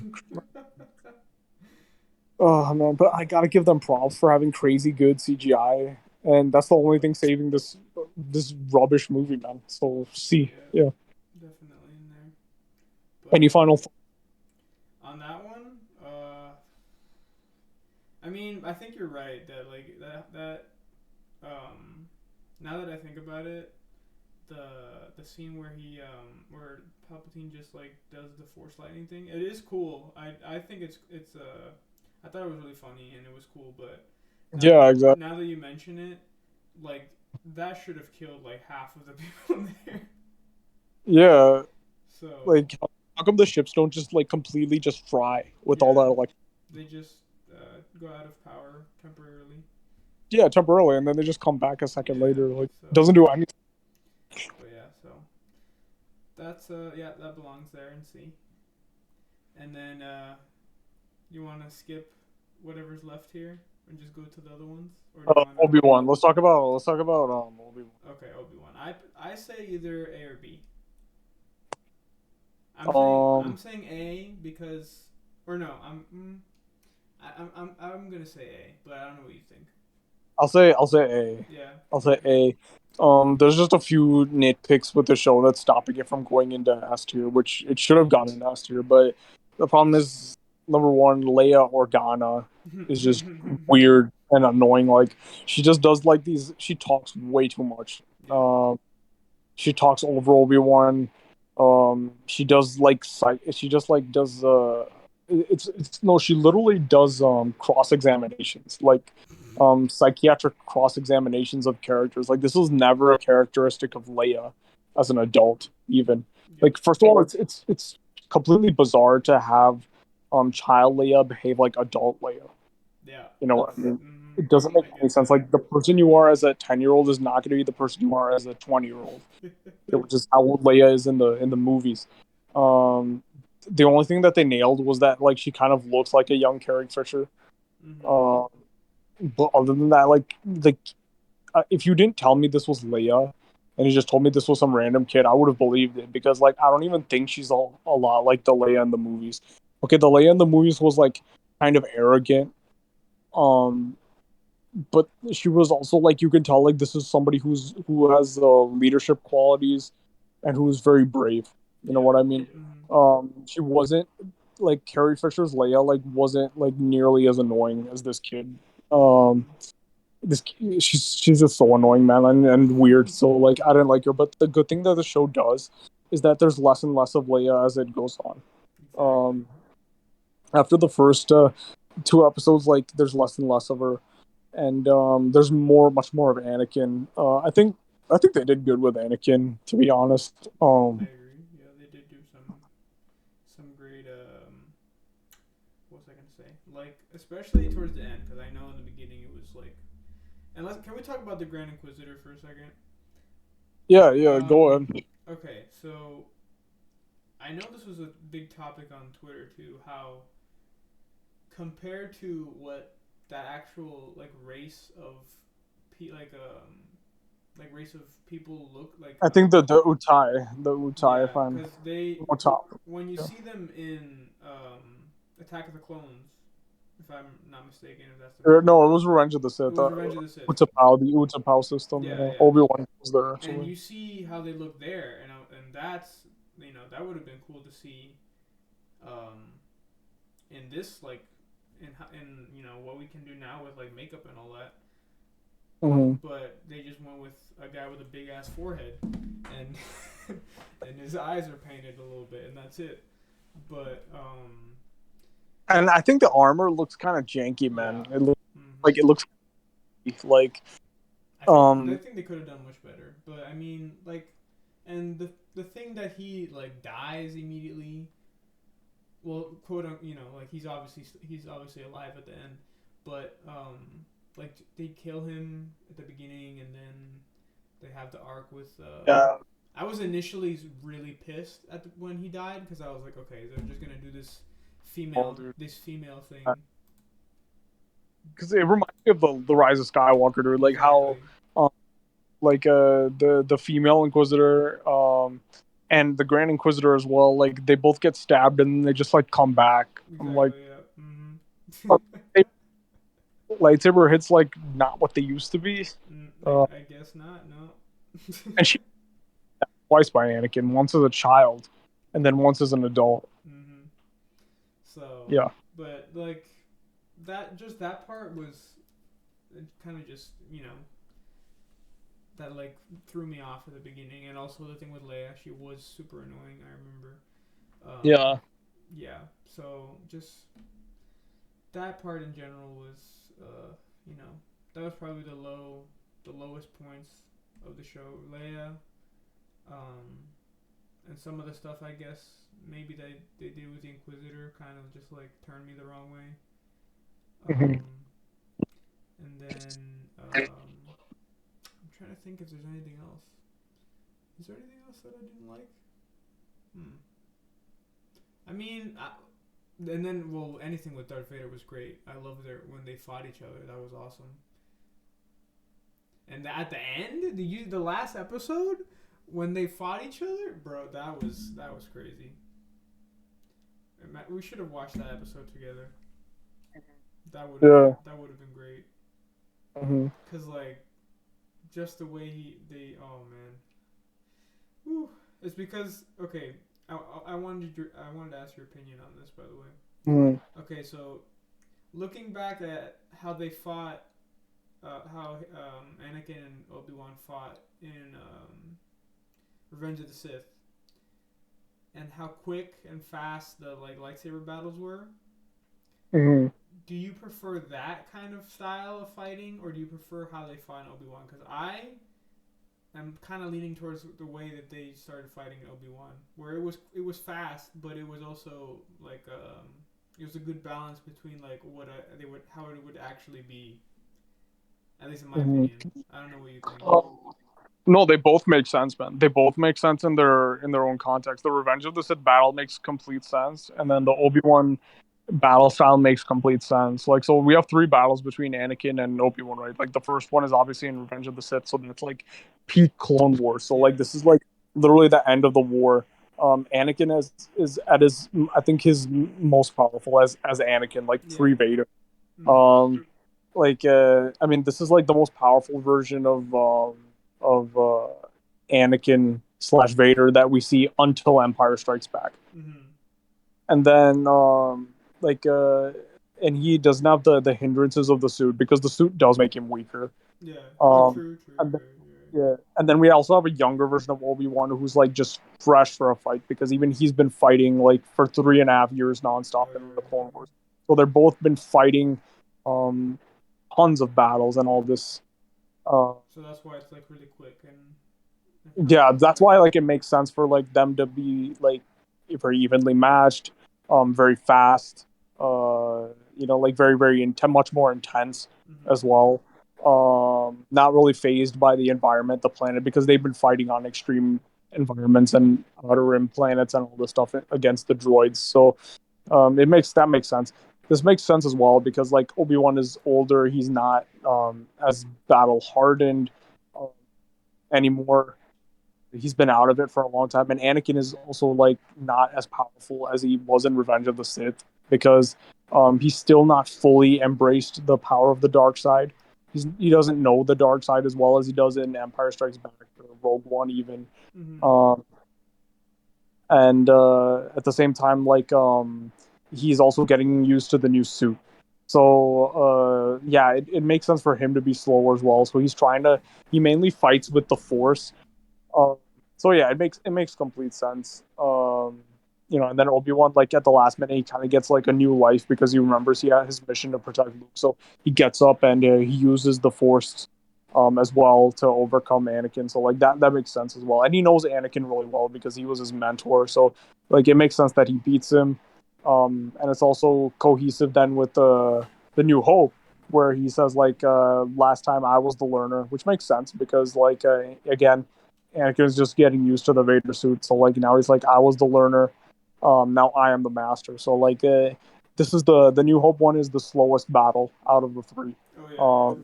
And even though it's okay, like obviously it makes sense because the movie's very old, so like they're not gonna have the kind of special effects, choreography or anything like the Obi-Wan series or Revenge of the Sith, right? But it also makes sense in the context of Star Wars because look, Obi-Wan is very old. Obi-Wan doesn't want to fight. Like Obi-Wan just kind of like has himself killed in front of Luke.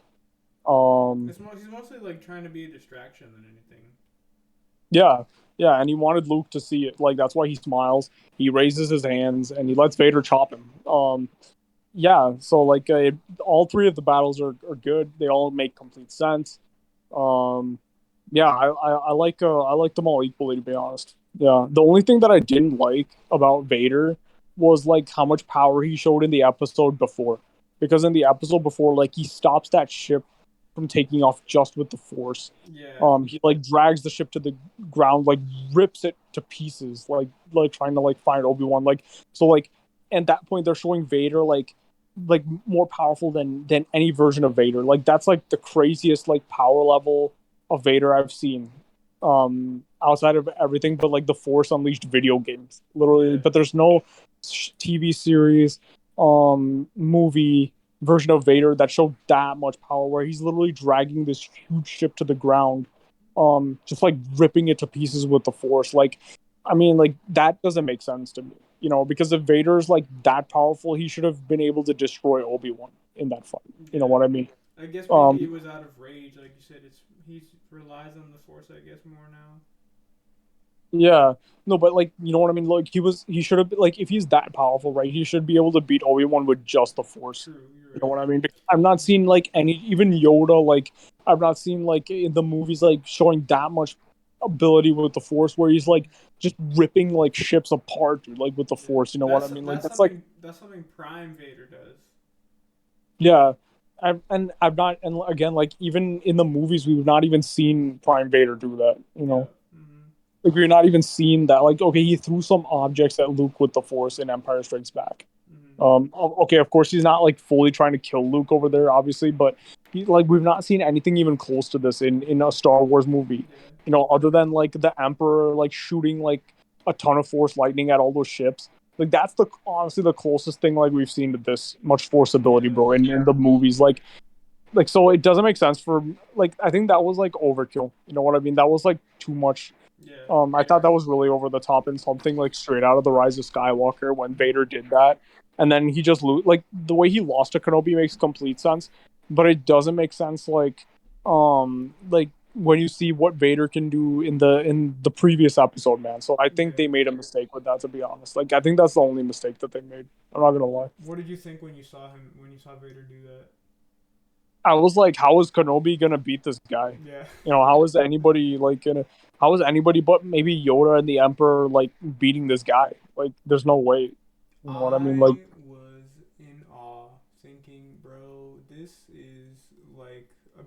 is like, oh, it's not peak Vader, but it's like this beginnings of this guy's like massive, potential of being, you know, one of, if not the best of all time. But yeah, so I remember I was watching that with you know who. So yeah. And when I was watching, like, when I see that version of Vader, dude, like, if Vader is that powerful, he should be able to beat Obi Wan, man. yeah, I'm yeah, gonna lie. Like, he mm-hmm. should be able to beat Obi Wan if he's showcasing that much power. Yeah, Um, yeah. So like that, it was awesome to see, but it doesn't really make sense. yeah. And I always also wondered, like, because like you said, if he's that powerful, he can obviously kill Obi-Wan with just the Force.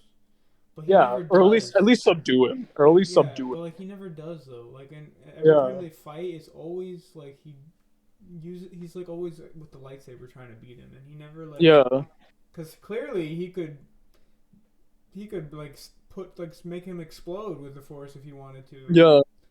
Or just like bury him under rocks, like which Exactly. he did. But like just like crush him in between two boulders. Very simple. Exactly. Yeah.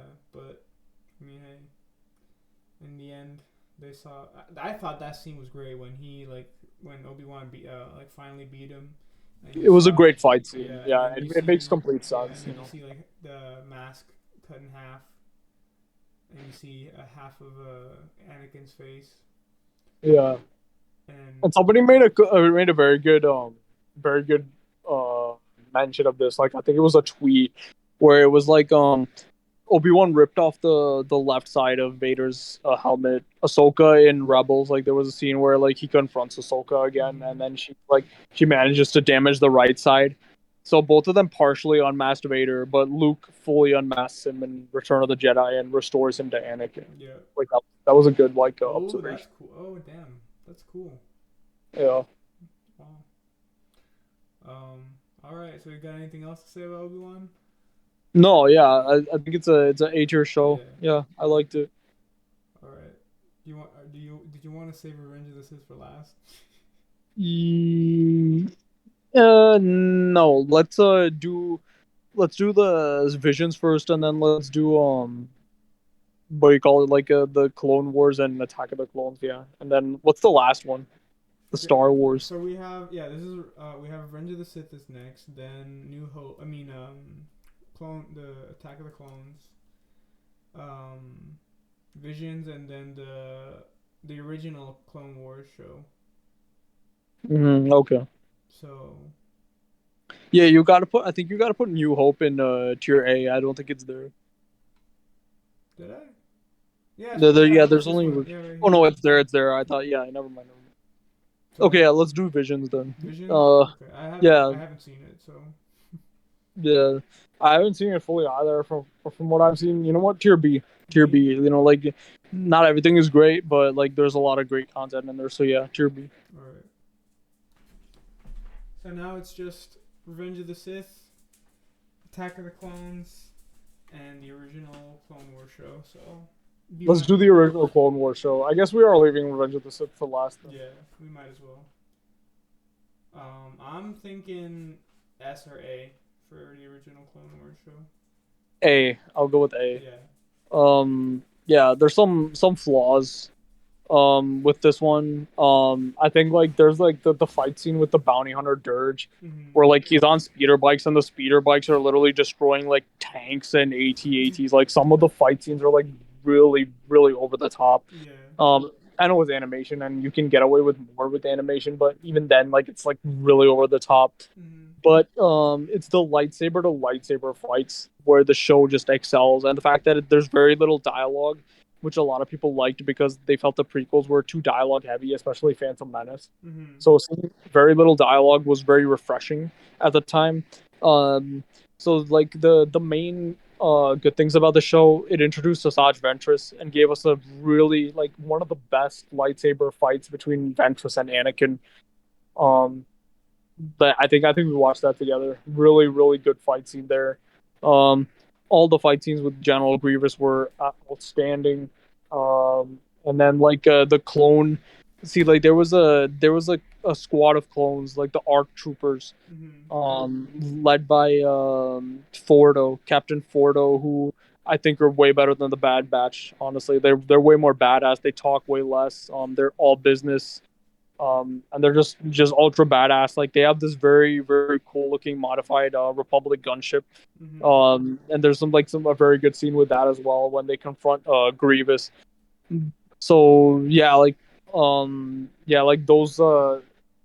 those are all like pros of this, and the Battle of Coruscant as well at the end. Like that was a highlight. I think that was like one of the coolest battle sequences in Star Wars. And what the show really did well was it better than the future Clone Wars show was that it showed the scale of the Clone Wars. So like you're seeing like thousands and thousands of ships of the Confederacy fighting thousands and thousands of Republic ships, like thousands and like millions of clones fighting millions of droids, just like thousands of starfighters, from both sides fighting, like so many enemies, like like just like these huge battle sequences that I feel like we didn't get enough of in the older like or the more popular like CGI Clone War show.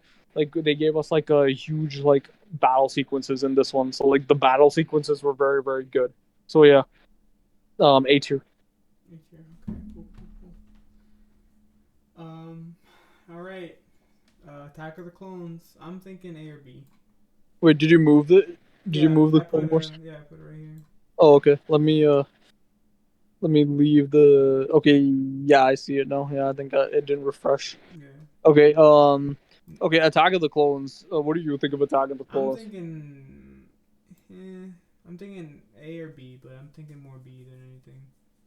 Dude, I'm not gonna lie. I saw this one recently. Mm-hmm. I think this is an A tier movie, man. I'm not Yeah. gonna lie. Yeah, You I rewatched think it? this. Yeah. Yeah, I did. Like just before I started rewatching Clone Wars, I think this is an A tier movie.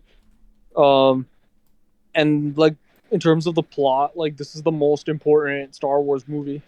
I'm not gonna lie, because True. Yeah, I could there's see so that. much there's so much that happens in this movie, man. There's so many important things, and there was only two bad scenes in the movie. Both involved Anakin and Padme, and they were just like, um, especially the scene by the fireplace.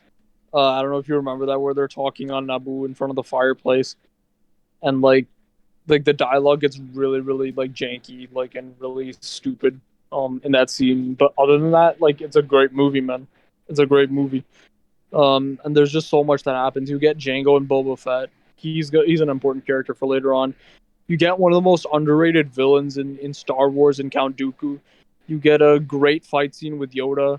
You get an amazing like, bro, like that battle scene at the end of Attack of the Clones. Like there was nothing done like that in Star Wars until that point, where like it's a huge ground battle. Like the closest thing we got was like the ground battle in Empire Strikes Back, but this ground battle in like Attack of the Clones on Geonosis was outstanding, bro. Like that whole sequence was just outstanding. Like it was a great fight scene.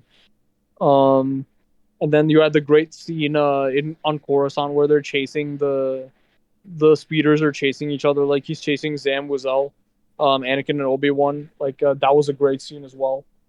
Um, yeah, like the Geonosian arena fight scene with the three monsters. Like as a kid, I loved that. I loved that scene in the gladiatorial arena, where like these three like alien creatures like come out and they're trying to kill them. Um, yeah, that was a great scene as well. So like I think, yeah, this is an A tier movie, man. I'm not gonna lie, this is an A tier movie. Nice, nice, nice. I didn't know. I didn't think you were gonna say that. Damn. All right. I would have put B before, but after rewatching it, I think honestly this movie aged really well, and it's actually A tier. Nice, nice. All right. Well, now for the moment of truth. It's time to hear what you think about what's it called? Uh, how did I already forget the name? Revenge of the Sith. Revenge of the Sith. Episode 3. So, Yeah. what do you think about episode 3? I think it's S tier. S tier? Yeah, Let's put it in S tier. S? Okay. Yeah, let's put it in S tier. There's just so much. I love that movie so much. Like just that fight scene alone, like, gets me every time at the end.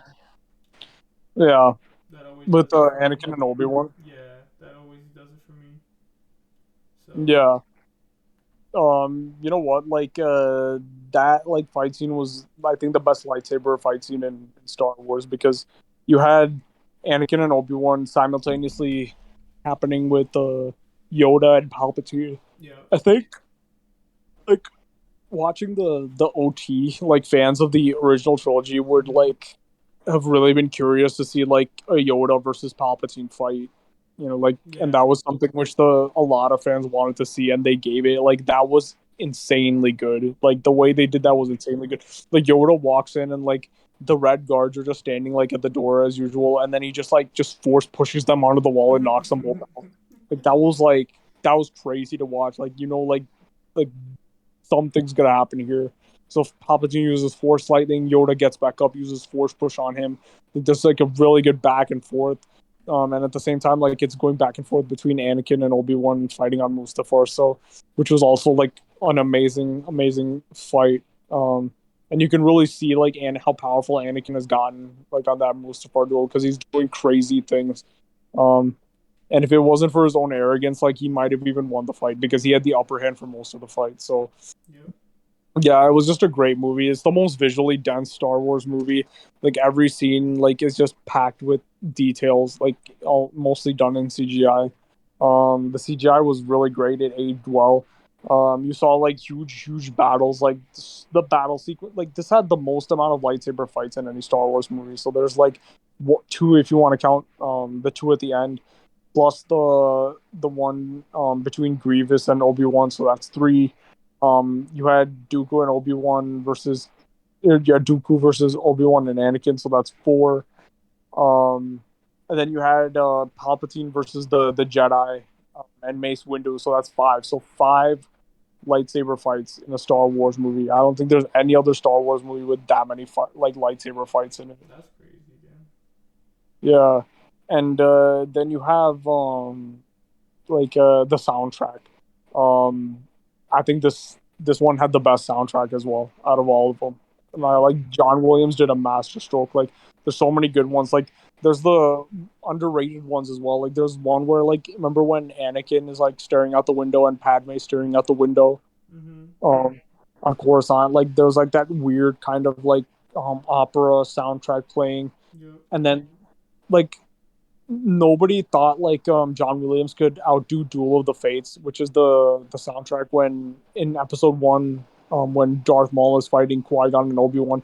Nobody thought he could outdo that. But Battle of the Heroes, um, which is the soundtrack playing when Anakin fights Obi-Wan at the end of Revenge of the Sith, that score was just outstanding, bro. Yep. Like that score was just outstanding. And then you had Duel of the Fates playing in the background Oh, when beautiful. the fight would switch to Yoda and Palpatine. So that one was Duel of the Fates, and then you would get Battle of the Heroes when Anakin is fighting Obi-Wan. So there was actually like a blending of the two as well in that. So like the soundtrack, the action, like I think these guys like had to come in at like 7 a.m. Like Hayden and Ewan McGregor had to come in at like 7 a.m. and leave at like 11 p.m. or something like that for the Damn. set to like do like all the filming because like people complain about that, but when you realize how much work was put in, the fact that these guys are like doing a lot of their own stunts, like I mean like the length of the fight scene, like the special effects with the lava and everything, like you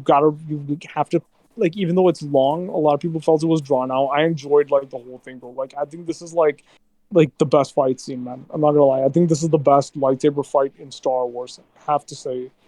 Um, Even though Ahsoka versus Maul was pretty good in Clone Wars, I think this is like what Star Wars is all about. Like I mean, this was a crazy fight, and I think the movie did a very good job transitioning from like the Clone Wars prequel era uh to the original trilogy era because at the end of the movie you get to see like the blockade runner on the inside of the blockade runner like Mm-hmm. very episode 4 look. You get to go back to Tatooine, the moisture farm with Owen and all those guys, Mm-hmm. Owen and Aunt Beru, and you know like him dropping Luke off. So they end on Tatooine, so that's very like reminiscent of Episode 4. So Yeah. the I think Lucas did the transition brilliantly from the prequel trilogy to the original trilogy with this movie. This movie, it really felt like it was like the kind of apocalyptic movie where like the ending is very somber and it Mm-hmm. really like bridges the gap between the original trilogy and the prequel trilogy, man. So in many ways it's kind of like a perfect movie. This movie was the Infinity War of Star Wars. You know, like Yes. even before like as much as like Rise of Skywalker tries to be Endgame, this Revenge of the Sith was Infinity War before Infinity War. Mm-hmm. You know, and I just know like if this movie was out during the social media era, it would get so much press and make so much more money. Oh, for You know, sure. like this because this movie was insane. Like the hype around this movie was just insane. And honestly, you have to give Genndy Tartakovsky and the Cartoon Network guys a lot of credit because the Clone Wars, the animated show, the original Clone Wars animated show did a really good job hyping people up for this movie, building up General Grievous. Like the poster child of this movie when it was coming out was, I mean, Darth Vader. You saw a lot of Darth Vader stuff, but Yeah. because you knew this was the one where Anakin would turn into Darth Vader, but you also saw like a lot of General Grievous stuff. Like this guy was like built up so much, and yeah, he was kind of underwhelming, but at Mm-hmm. the time, like we got so much General Grievous content over the years, bro. But like the first time you saw General Grievous like take off his cape Yeah. and then the his arms break up, so you see like for very first time on screen, you see like the four arms, and then each arm like has a lightsaber from all the Jedi he's killed, and then he like, does that like where he brings like two arms in front, and he does that spinning move where Yeah. like when you really see that for the first time on screen, you realize like Lucas created a very very cool villain here. Like Yeah. this is a really cool villain, and okay, maybe he lost to Obi-Wan, but Obi-Wan's a really powerful Jedi. You just saw him beat Vader as well, um, and you saw him beat Darth Maul. So is it a really stretch to say he can beat Grievous? I don't think it's a stretch to say he can beat Grievous because I think Obi-Wan is a really powerful Jedi as well. But like seeing Grievous on screen, like the four lightsabers, like the way he's moving, the CGI as well, like I think was amazing on Grievous. I think it aged really well. So I think like bro, like it gave us like four very cool villains in Anakin, Grievous, Palpatine, Dooku. You get to see all four of them in this movie, which is crazy. Yeah. So you get to see Count Dooku in this movie, and you get to see Anakin in the Vader suit, like fully become Darth Vader. You get to see like a Tarkin cameo at the end. You get to see a Death Star at the end, them constructing the Death Star, which was a really good connection to A New Hope. Like, so this movie was just like a crazy movie, man. Like, so definitely it's a S tier movie, bro. And there's so much more to talk about that we don't even have time for. Yeah. Crazy stuff, man. What do you think? Like, what's your memories with this movie? With Revenge of the Sith, Yeah.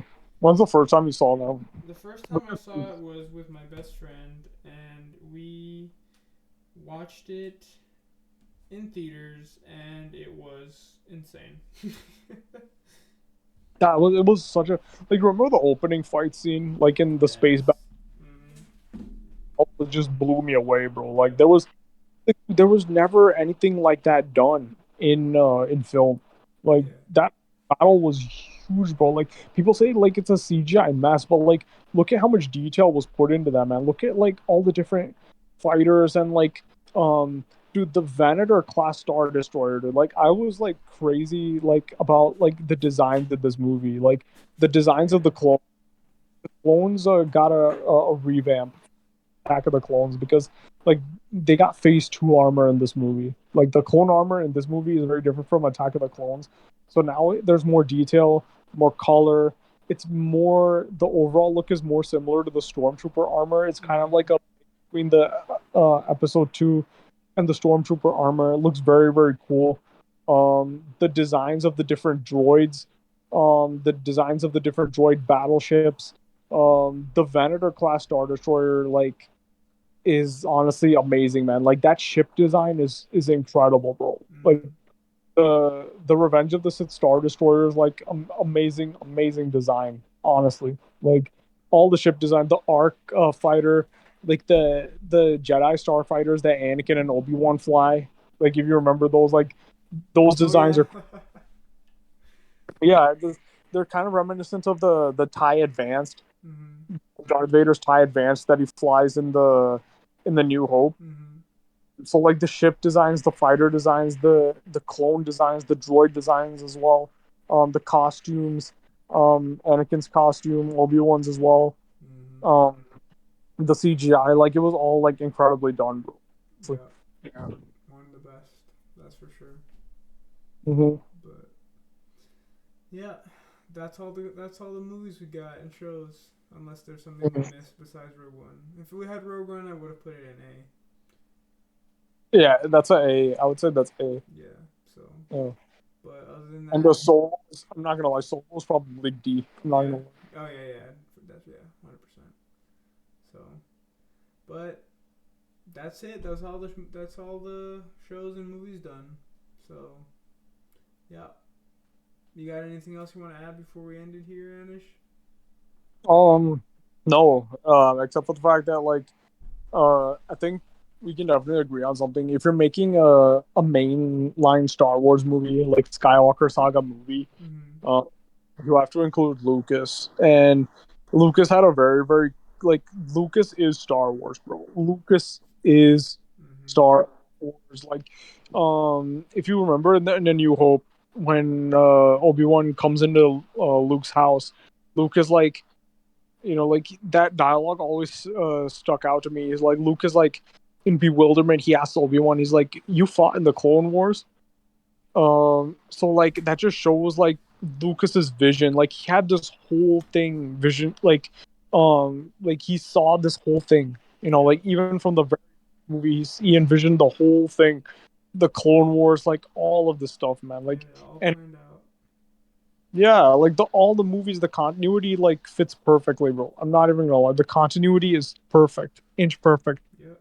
Fire Uh, whoever's working at Disney and keep George. yeah, and his see, like, there's a very important arc which he personally oversaw in Clone Wars, where it's did you see the one where like it's the gods of Mortis, Oh where yeah. they Mm-hmm. go in this mysterious kind of structure where there's like these three godlike beings, um, in this kind of force sensitive planet. Yeah. Um, very interesting arc. And there's three central characters in that on that planet. It's the father, who has a very strong parallel with Anakin as the chosen one.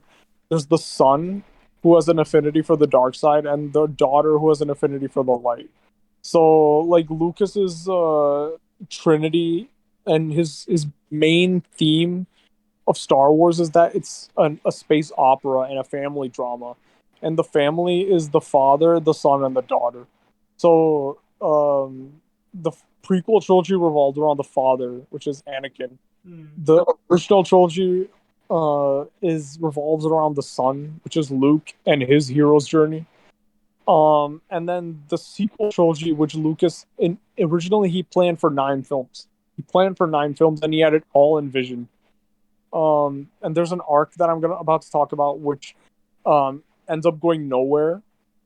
Once Disney took it over, they tried to do something with it, but it's going nowhere. You can see it going nowhere, but you can see what where it was actually going if you look up Lucas's plans for the sequel trilogy, which Disney completely discarded.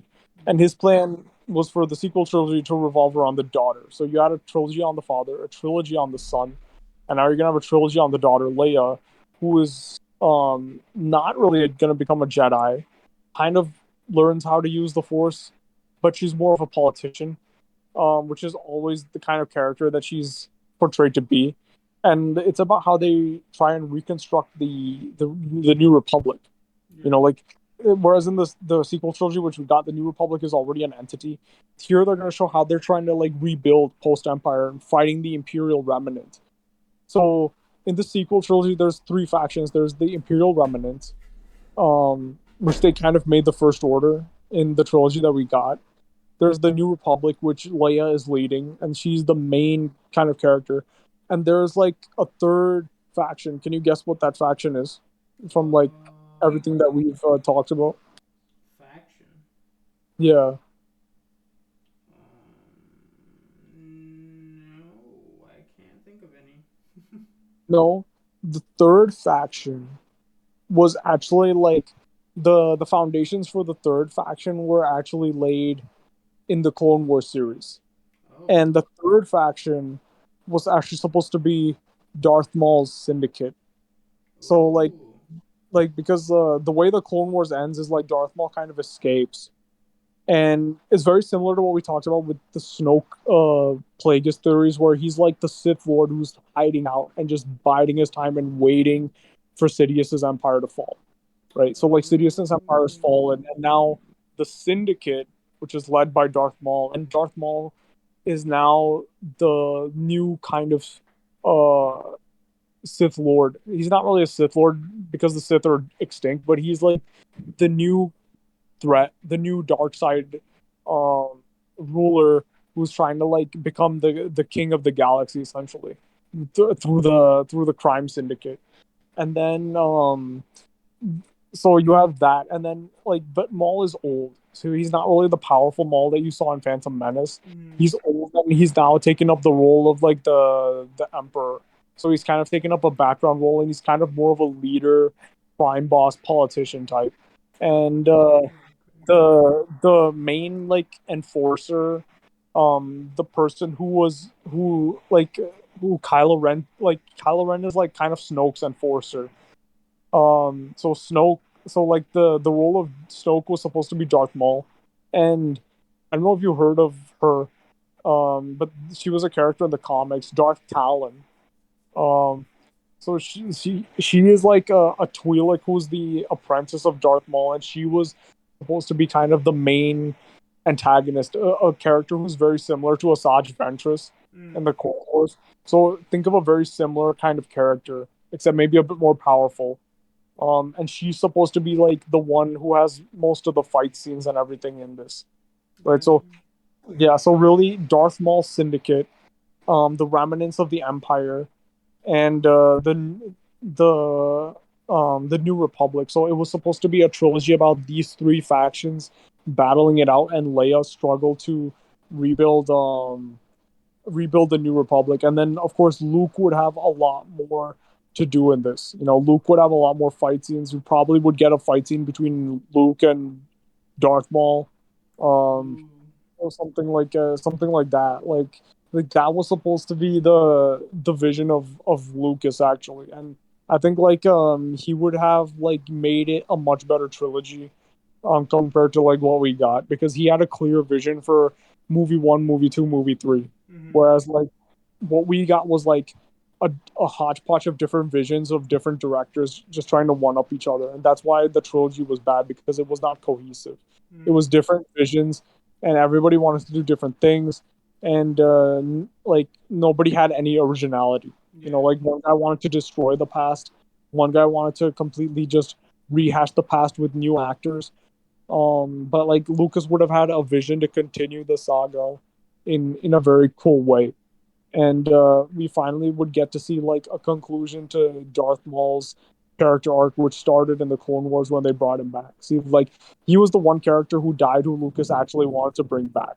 You know that, like, I think that would have been a really good way to wrap up everything. You know, the entire saga.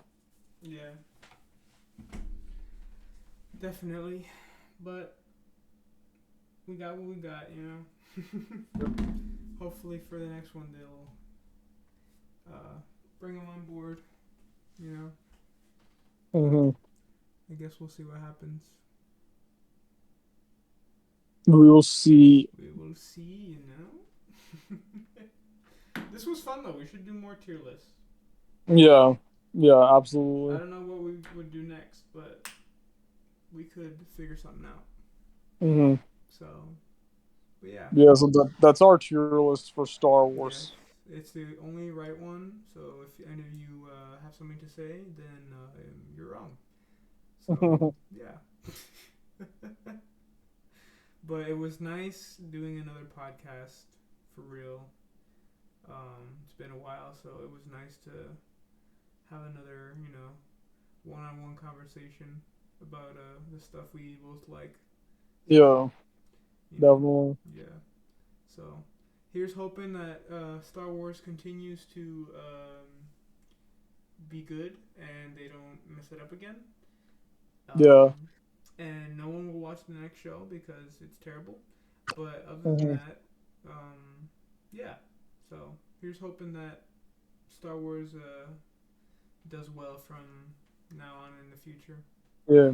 And my Cause biggest thing to the Disney guys is like a suggestion, which obviously is never gonna get to them, but instead of like just pumping out content and content and content, mm-hmm. give like little bit of content and specific content of like what people actually want. So instead of a show like about Dark Acolyte or whatever, Mm-hmm. a show about Andor, why not make like a Darth Maul anthology? Why not make like an Asajj Ventress anthology? Why not make? Mm-hmm. And I think they're doing something like this, which they're moving like I think it's called Tales of the Jedi. I don't know if it's going to be animated or not, but like a Qui-Gon Jinn anthology or a Count Dooku anthology. Like there's so many underrated characters in the Clone Wars and prequels era that deserve more content, Exactly. which they never got. Like we never got a good conclusion on screen to Asajj Ventress. We got a novel, Uh but huh. we didn't get a good like conclusion on screen to Asajj Ventress. And please, for the love of God, like like put new CGI on top, like they did for the season 7 and for the Bad Batch. Give us those unfinished Clone Wars episodes, man. Give us those unfinished Clone Wars episodes because, like, you know what? We can do a separate video on it if you want. Like, Mm-hmm. since you have like time this week, we totally should, and I'll do my research on it. But there's so like much content in those unfinished episodes, bro. There's supposed to be like a really good. There was, you know what? There was supposed to be a really good arc with Anakin and Obi-Wan. Mm-hmm. There was a really good arc with all these bounty hunters and Asajj Ventress hunting Count Dooku. There Ooh. was another really good arc with Boba Fett and Cad Bane, which I spoke a little bit about before. Mm-hmm. Uh, Dude, there was a ton of stuff, bro. There was a Yeah. ton of stuff like that they never got published that I really wanted to see, especially the Count Dooku one because Count Dooku is like I would love to see more fight scenes with him. Yeah. Um, and yes, give us Maul, son of Dathomir, animated in the Clone Wars season 7 style. Mm-hmm. Uh, Please. have you read the Maul, son of Dathomir comics? No, I have not. I have not either. I saw Star Wars theories reviews of it, Mm-hmm. bro. Like I will link you that. Um, that I will send you the link to those videos Mm-hmm. reviews that he did. Check those out because, bro, like that arc. It's technically a Clone Wars arc. Mm-hmm. That Clone Wars arc needs to be done in the Clone War style. It needs to be put up on Disney Plus. Yeah. That is like that was like dude, like literally like the best arc, literally the best arc, the best content of the Clone Wars like was never put out on screen. Like Sadly. this like the content like in this comic is just incredible, bro. It's incredible. Like and it pieces so many things together and it like this is like what we should have gotten, honestly, but we didn't. Like there's so much content in that Clone Wars Mm-hmm. that like really needs to be put up on Disney Plus. And I think the fans would absolutely love it. I would love to see it. So yeah, they should do that. Yeah, Here's hoping, man. They got time, so yeah they we'll do. see. But yeah. So, but Anish, it was great talking with you. Nice, nice podcast today, and it was nice doing another one again since we haven't done one in a while. But um, thank you to all our new subscribers. We've been growing a lot over the past few months, and we thank you guys very much for all that. And on the road to 500. So here's hoping, but thank you all. And please like, subscribe, share the video, share it with your friends who like Star Wars and who might disagree with us so they can put in the comment section how dumb we are. Yeah, Twitter would disagree with us because it's a cesspool of sequel trilogy fanboys Exactly. and fangirls. How dare we put Last Jedi in D tier That and movie has fanatical fans, bro. how dare we put Revenge of the Sith over Last Jedi? Oh my god. Oh, bro. Some people, man. But anyway, alright. It was nice talking with you. It was nice talking to the listeners here. Um, I hope you all have a great one. I hope you have a great one as well, Anish, even though we're talking to you after. But yeah. So you got anything else to say before we say bye? Yeah, I hope to do more Star Wars content this week if you have time. Yes, I do. I'm home Yeah, alone all week, so yeah, let's do it. all right. Sounds like a plan. So then, everyone, you'll get some more Star Wars content soon, and I know Anish is also working on some more compilations, so be prepared for that as well. Yeah. Yeah.